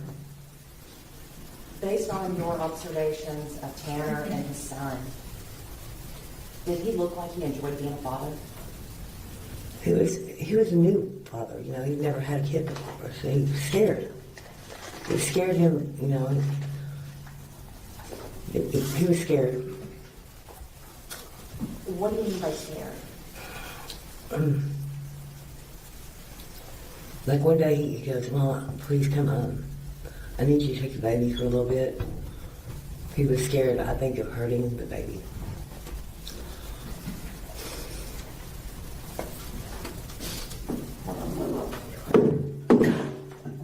Did you watch Tanner and your grandson together often? No, I didn't get to see him very much because all this happened. Were there times when you did get to spend with your grandson? I got to spend a few days with him. Your Honor, I'd like to publish what has been admitted as defense exhibit number, I believe it was 58? 54, I'm sorry. Defense exhibit number 54. All right.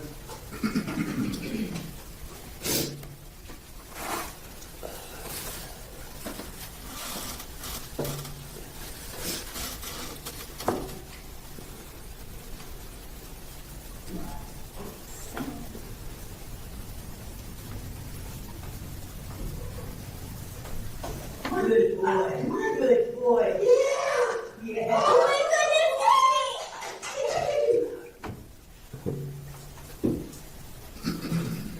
Melissa, what did we just see a picture or a video of? his first steps. Was that you also in the video? Yes. I think Cassie was taking the picture. Who was Cassie? Oh, sorry. Who's that girlfriend? Were Tanner and Cassie living together when this video was taken? Yes. At any time did Tanner and Cassie live in the same house with you or at the same residence as you and your mom? Behind the residence. Yes. Did you have the opportunity to observe the relationship? Not really, no. He was working most of the time. And she had the baby, or the mom did. Now, leading up to November the 30th of 2022, do you know whether Cassie and Tanner had been having any problems in the relationship? Oh yeah, Tanner, before that, not long before that, actually, Tanner came up to me almost in tears. He said, "Ma, I don't know what to do. She's spending my money faster than I can make it." Without going into what Tanner may have said, did he have other concerns about the relationship? Not really. I mean, he wanted them to be together, you know, but he didn't want. I don't think he felt like he could keep up with it, with the whole thing. Now, you've known Tanner all of his life. Did the issues with Cassie and the finances based on your observations, did that appear to cause him distress or stress? Yes, he had finally found a girl to stay with, you know, that would stay with him. And he really wanted to keep her, you know. And so he was treated pretty bad. Ms. Warner, I want to talk to you about the incident itself, the reason why we are here today. You understand that your son has pled guilty to kidnapping and killing of Strand, right? Yes. And you know some of the facts and information surrounding what may have occurred during the incident. Is that right? Yes. Knowing that he pled guilty to this, are you angry with him? I'm so mad at him. I want to just tear his ass up.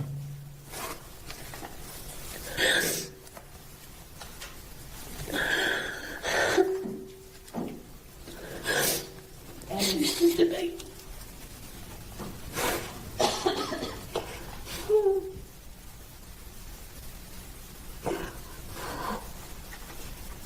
Ms. Warren, in light of everything that you know about this case, do you still love your son? Of course I love my son. I don't love who did that, though. I don't know who that was. Okay, Mr. Your Honor. You okay? Can you take a few minutes? I need to go back in just for a second. No, we're talking about your room. We'll call you right back.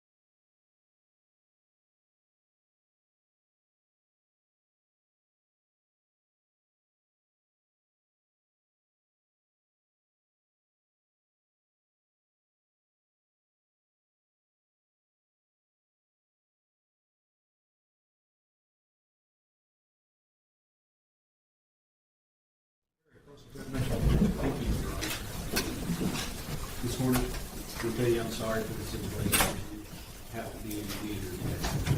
I'm sorry. I'm so sorry. Back in February of last year, 2025, you were in the hospital, correct? Yes, I would.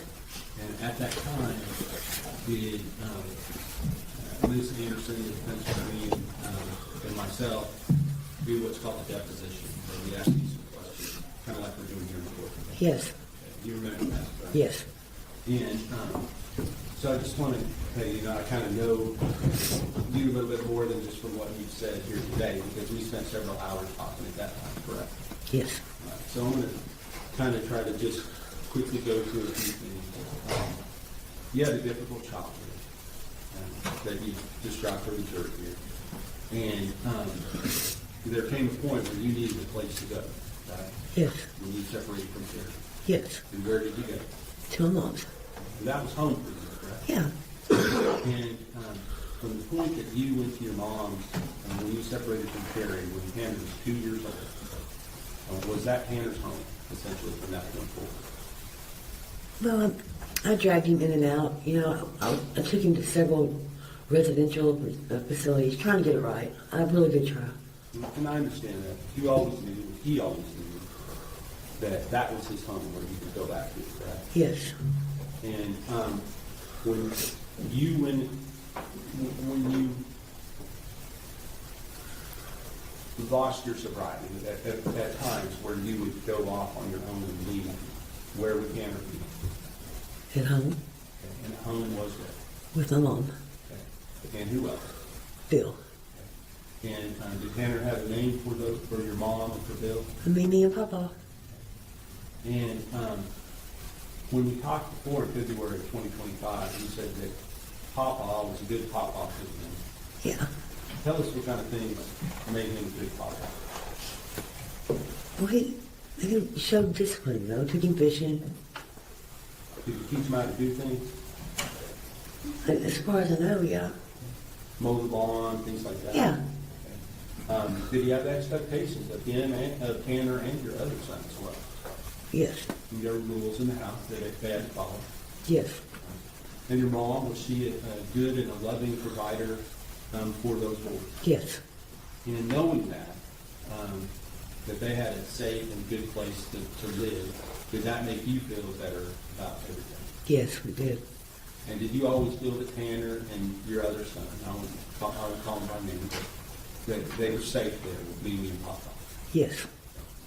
And that Mimi and Papa were going to provide them with the support that they needed, even if you weren't in the picture. Right. Is that right? Right. And then there would be times where you would come home as well, right? Right. And how would things change when that happened? Well, I would be, you know, sorry that I was gone, and once again, I was gone, and I'm almost sorry, and Bill would give me the talk, and you know. But were you essentially welcomed back into the family? Sure. And Well, they know I was a good mother. They knew when I was around, I was a good mother. that you loved your son? Absolutely. Right. But as far as their schooling and whatever benefits that they might be receiving, who was the person handling those kind of things for the most part? Me. You? Me. Okay. So who would be handling it when you were not there? Now, my mother, I would get the insurance for them because my mother was working at the time. She couldn't. And we and the boys were staying behind, so in the back. So it would work out like that. And with regard to the time that all this went down, you were living there. Bill had passed away some time ago, correct? Yeah. Papa. About 4 years ago. Papa had passed away. When was that? About 4 years ago. And after that, were you living there with your mom in the house? Yes. And was your other son also in the house? Yes. Can we not talk about him, please? I'm not going to. He doesn't want me to talk about him. Okay, I understand. But as far as the people that were living in the house, it was the three of you. And where was Tanner living? In the back. And do you call that the shed, the house? What do you call it? bedroom, The pigsty. a pigsty? Yeah. Why do you call it a pigsty? Because he doesn't know how to clean. Terrible cleaner. But has, over the years, that place has been cleaned and then made dirty again? Yeah. I mean, I would go back there and do what I could, but it would get so trashed so fast. So I don't know. Understood. So let's talk about Tanner and his, what the things that he did. Was Tanner, did he graduate from high school? Yes. Was he into music? Oh yeah. That's his thing. Did he play musical instruments? Yeah, he plays everything. Guitar? Yeah, if he picks up an instrument, he can master it. Does he sing? No, Does he try to sing? he tries to sing. Did he play keyboard? Yeah, Does he mix his own music on the computer? yeah, he's pretty good. Does he play a lot of video games? No. So he had interests similar to other people, correct? Right. Now let's talk about, in high school, did he participate in the wrestling team? Yes, he did. And you don't watch him do that? Yeah, I went once or twice. When he was little, did he play in little league games, things like Yes, that? he did. So he was able to be on a team and participate, just like other kids, correct? Well, I mean, he tried. Well, he was part of the team, right? Yeah, it didn't last long though, but he tried. And I always told him as long as you try.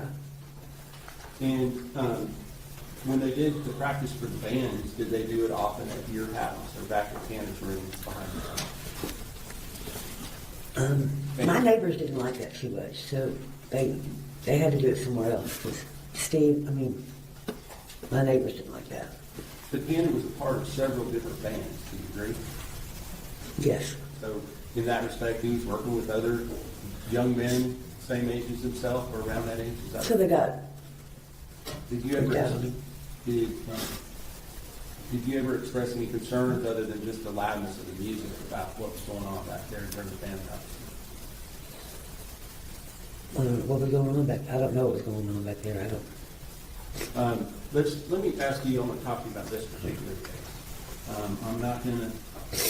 I want you to know, I understand your life situation is not made easy, and I know this is not made easier. But I want to ask you what your understanding is of what happened in this case. Objection not relevant. Could you say that again, please? What is your understanding of what happened in this case? At first or after? Right now? Well, let's talk about it at first. Well, at first I believed in what my son told me. And what did he tell you? That he had backed into a little girl. He panicked and strangled her. And so you said at first I believed that, and now do you believe something different? Yes, I did. And have you been watching the live streams of Don't get me thrown in jail. what was I'm it? not going to go to jail for that. No. Yes, I have. Okay. You're not. I'm just asking if you had the ability to watch the trial and process. Yes, I have. So now that you've seen those things, what is your understanding about what happened?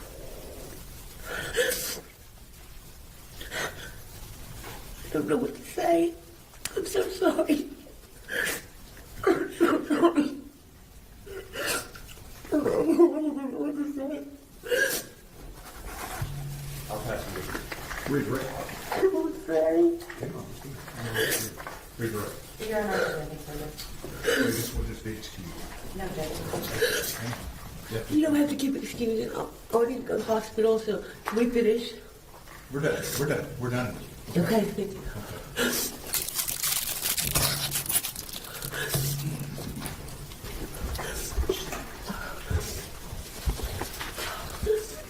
So sorry.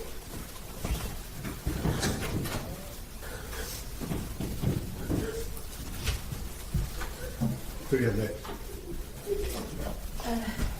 We have Donna. Okay. I think the next, is she back here or out there? I believe she is in the back. I will check. Yes, thank you.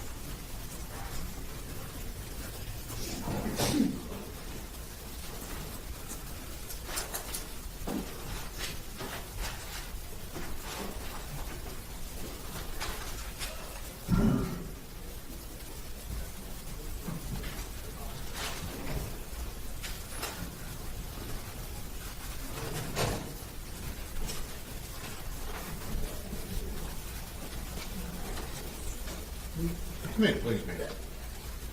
Good afternoon. Oh, okay.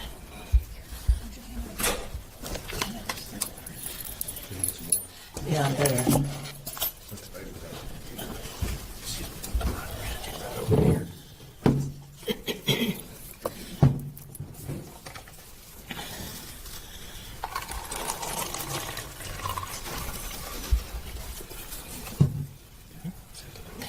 Okay, raise your right hand.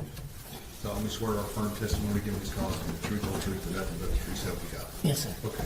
There's a rule of evidence in effect, says you can't be in court unless you're testifying. And once you have testified, don't discuss your testimony with anybody else except the lawyer. Okay? If you would tell the court reporter your first name and spell it for me. Dottie. Ms. Anderson.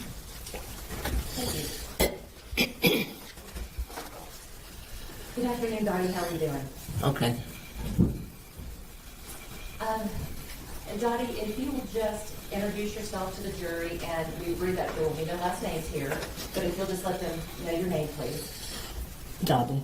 And Dottie, how are you related to Tanner Horner? It's my brother's son's son, so that would be my brother's grandson. Does that make you his great aunt? Yeah, I'm his great aunt. Okay.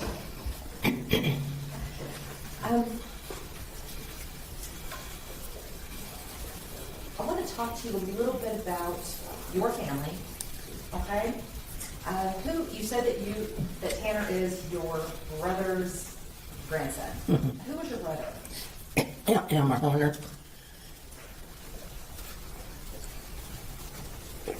And obviously Elmer had some kids. Yeah, yes, And one of those children was the father of Tanner Horner. yes. What was his name?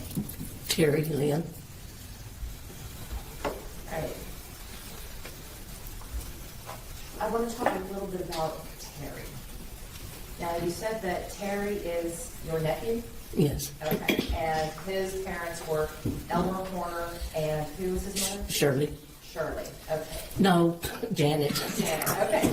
So let's talk a little bit about Elmer and Janet. Did Elmer and Janet stay married? His sister was 9 months old when they got separated. When they divorced, where did Terry go? Terry was pushed here, yonder, and yay. He had no home. He had no home? So did he, after the divorce, who did he go live with? To start with my mother, she had all three of them. I took one of the girls. My mother kept the 9-month-old baby, and Terry went with my other sister for a little while, and he ended up in Ohio with his daddy and stepmother for a short period. It sounds like Terry and his siblings got shuffled around a lot. Well, Terry was the only one that really got shuffled because I kept Shauna, his sister, for years and sent her to school with my oldest daughter. Now, Dottie, based upon what you observed from of Terry's childhood, did he appear to have a very stable one? Not hardly, And why do you say that? because he never had a home. At one time after he got grown, he was living in his sister's backyard in a building, storage building. Do you know if he ever had instances where he was homeless? Oh, yeah. But I don't, I couldn't take him in at that time because of the drugs. I didn't trust, Tell me more about that. What about the drugs? I just know he was on drugs and ended up in prison several times. And that was what it was about, was the drugs. Before Terry went to prison, do you know if he had any kids? I think he had several. And I never really got to meet them all. I'd see one or two here or there. But everybody, it was a big joke in the family of how many kids Terry had. And as we know, Tanner Horner was one of Terry's children, right? How old was, do you recall how old Tanner was when Terry went to prison? I really don't remember how old he was. I know he was just a baby, and I don't remember how many years because Terry was in prison several times for drugs. And the last time, I know Tanner was 4 or 5 years old when he got out. Well, let's talk about when Terry got out of prison. When Terry got out of prison, where did he go live? My mother's, And what is your mother's first name? Ethel. So when Terry was released, he went to live with Ethel. Was there anyone else living with her at the time? No, just, Was there anyone else that was taking care of her at the time? she had home health aid, and my daughter would go and take care of her too. Did you ever go and spend time with her mom? Oh, yes, every day nearly. When did you have the opportunity to interact and get to know Terry at all when he was living with your mother? Oh, yeah. Uh-huh. When Terry was living with your mother, did Tanner ever come visit? Every weekend. Every weekend. How was that? Was Terry happy to have him over there? Oh, yes, he was very happy. Tanner was, he was running around and up and down and everything, into everything. Well, how was your mother? My mother didn't want me saying nothing to him because I was wanting, calm down. Are we talking about Tanner, not Tanner, yeah. Well, Donnie, let me ask you, did your mom like having her son and Her grandson, yes. and great-grandson over there? Oh, yes. So let's talk about some of these visits. You said that Tanner was into everything. What did that look like around the house? He was a ringtail tutor, into everything, jumping up and down on beds, and I couldn't stand it. My mother wanted me to just be quiet. He's just here on weekends. You know, she didn't want me saying nothing to him. Do you know or recall how old Tanner was when he would come over? I really can't remember. I know he was 4 or 5 years old. He was just a little thing. And at that time, he was just a whirling dervish? Yeah. Or I think Tasmanian devil. How's that? Yeah, something. You said that he was into anything or into everything, but what kind of things would Tanner do when he was at your mother's house? I wasn't there all the time, but when I was there, he was just, you know, he'd run and jump and get into this and a normal, but the jumping up and down, and he would ignore it. You know, Terry would try to say something to him. I think it was because I was there. Well, that kind of brought me to my next question. Was anybody able to control his behavior? Not that I seen. So did he listen to Terry? Did he want? Did he listen to Terry? Did he mind him? Well, at that time, I felt like he wasn't. He did stop doing things, but he's going right back into it. Would he mind your mother? Mother didn't get on to him when I was there. I think because she wanted me to keep quiet with him. Did he mind you when you tried to talk to him? He would look at me, and, you know, he was kind of scared because I wasn't there all the time. I'd just come by for an hour or two when I got off work. How long did Terry stay with your mother? I'm not for sure. He would probably still been there but the apartment house she lived in, they had to put her in a hotel because they had to jackhammer her floor up for plumbing problems. And I think he went then to stay with his cousin, Bert. I can't remember. I think they're cousins. Yeah, they're cousins. It sounds to me like Terry and Ethel had a very good relationship. Oh, my mother wrote him every day he was in prison, every day. She loved her kids, grandkids, and great-grandkids. And how long did these visits with between Terry and Tanner last? I mean, for not how long was each visit, but did he come and stay with Terry every weekend? Every weekend. He was coming every weekend. Did those visits ever stop? Yeah. Oh, I'm so sorry. All right. So let's go. I just don't know how to shut it off.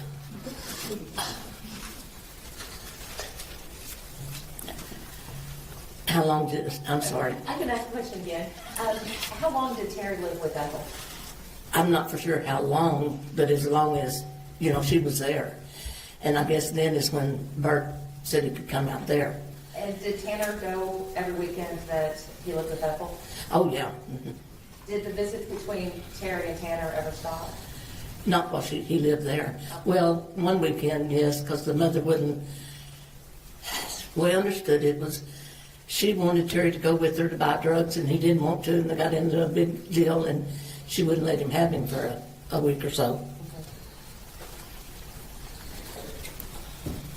Based upon what you observed between Terry and Tanner, did Terry appear to love his son? Oh, yes, yes. I know that he did. He really did. What makes you say that? Because of the way he acted with him.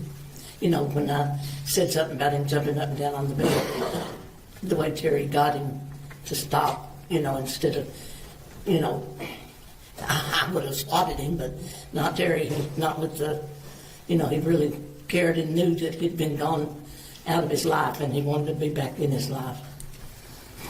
I really think he was just a very small baby when he went to prison. And based on your observations and your interactions with Terry and Tanner, do you feel that Terry was trying to turn his life around to take care of his son? Yes, I do. Was he able to do that? No, he wasn't. Okay. Do you have a moment, Your Honor? Yes, ma'am.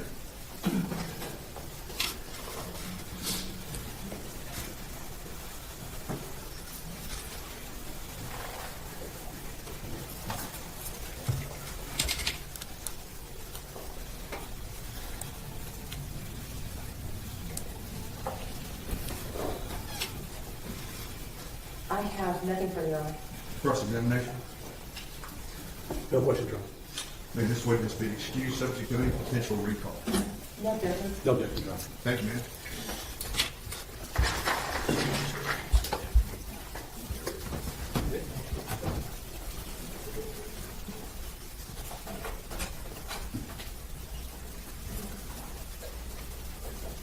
I need to visit with the lawyers for a few minutes, okay?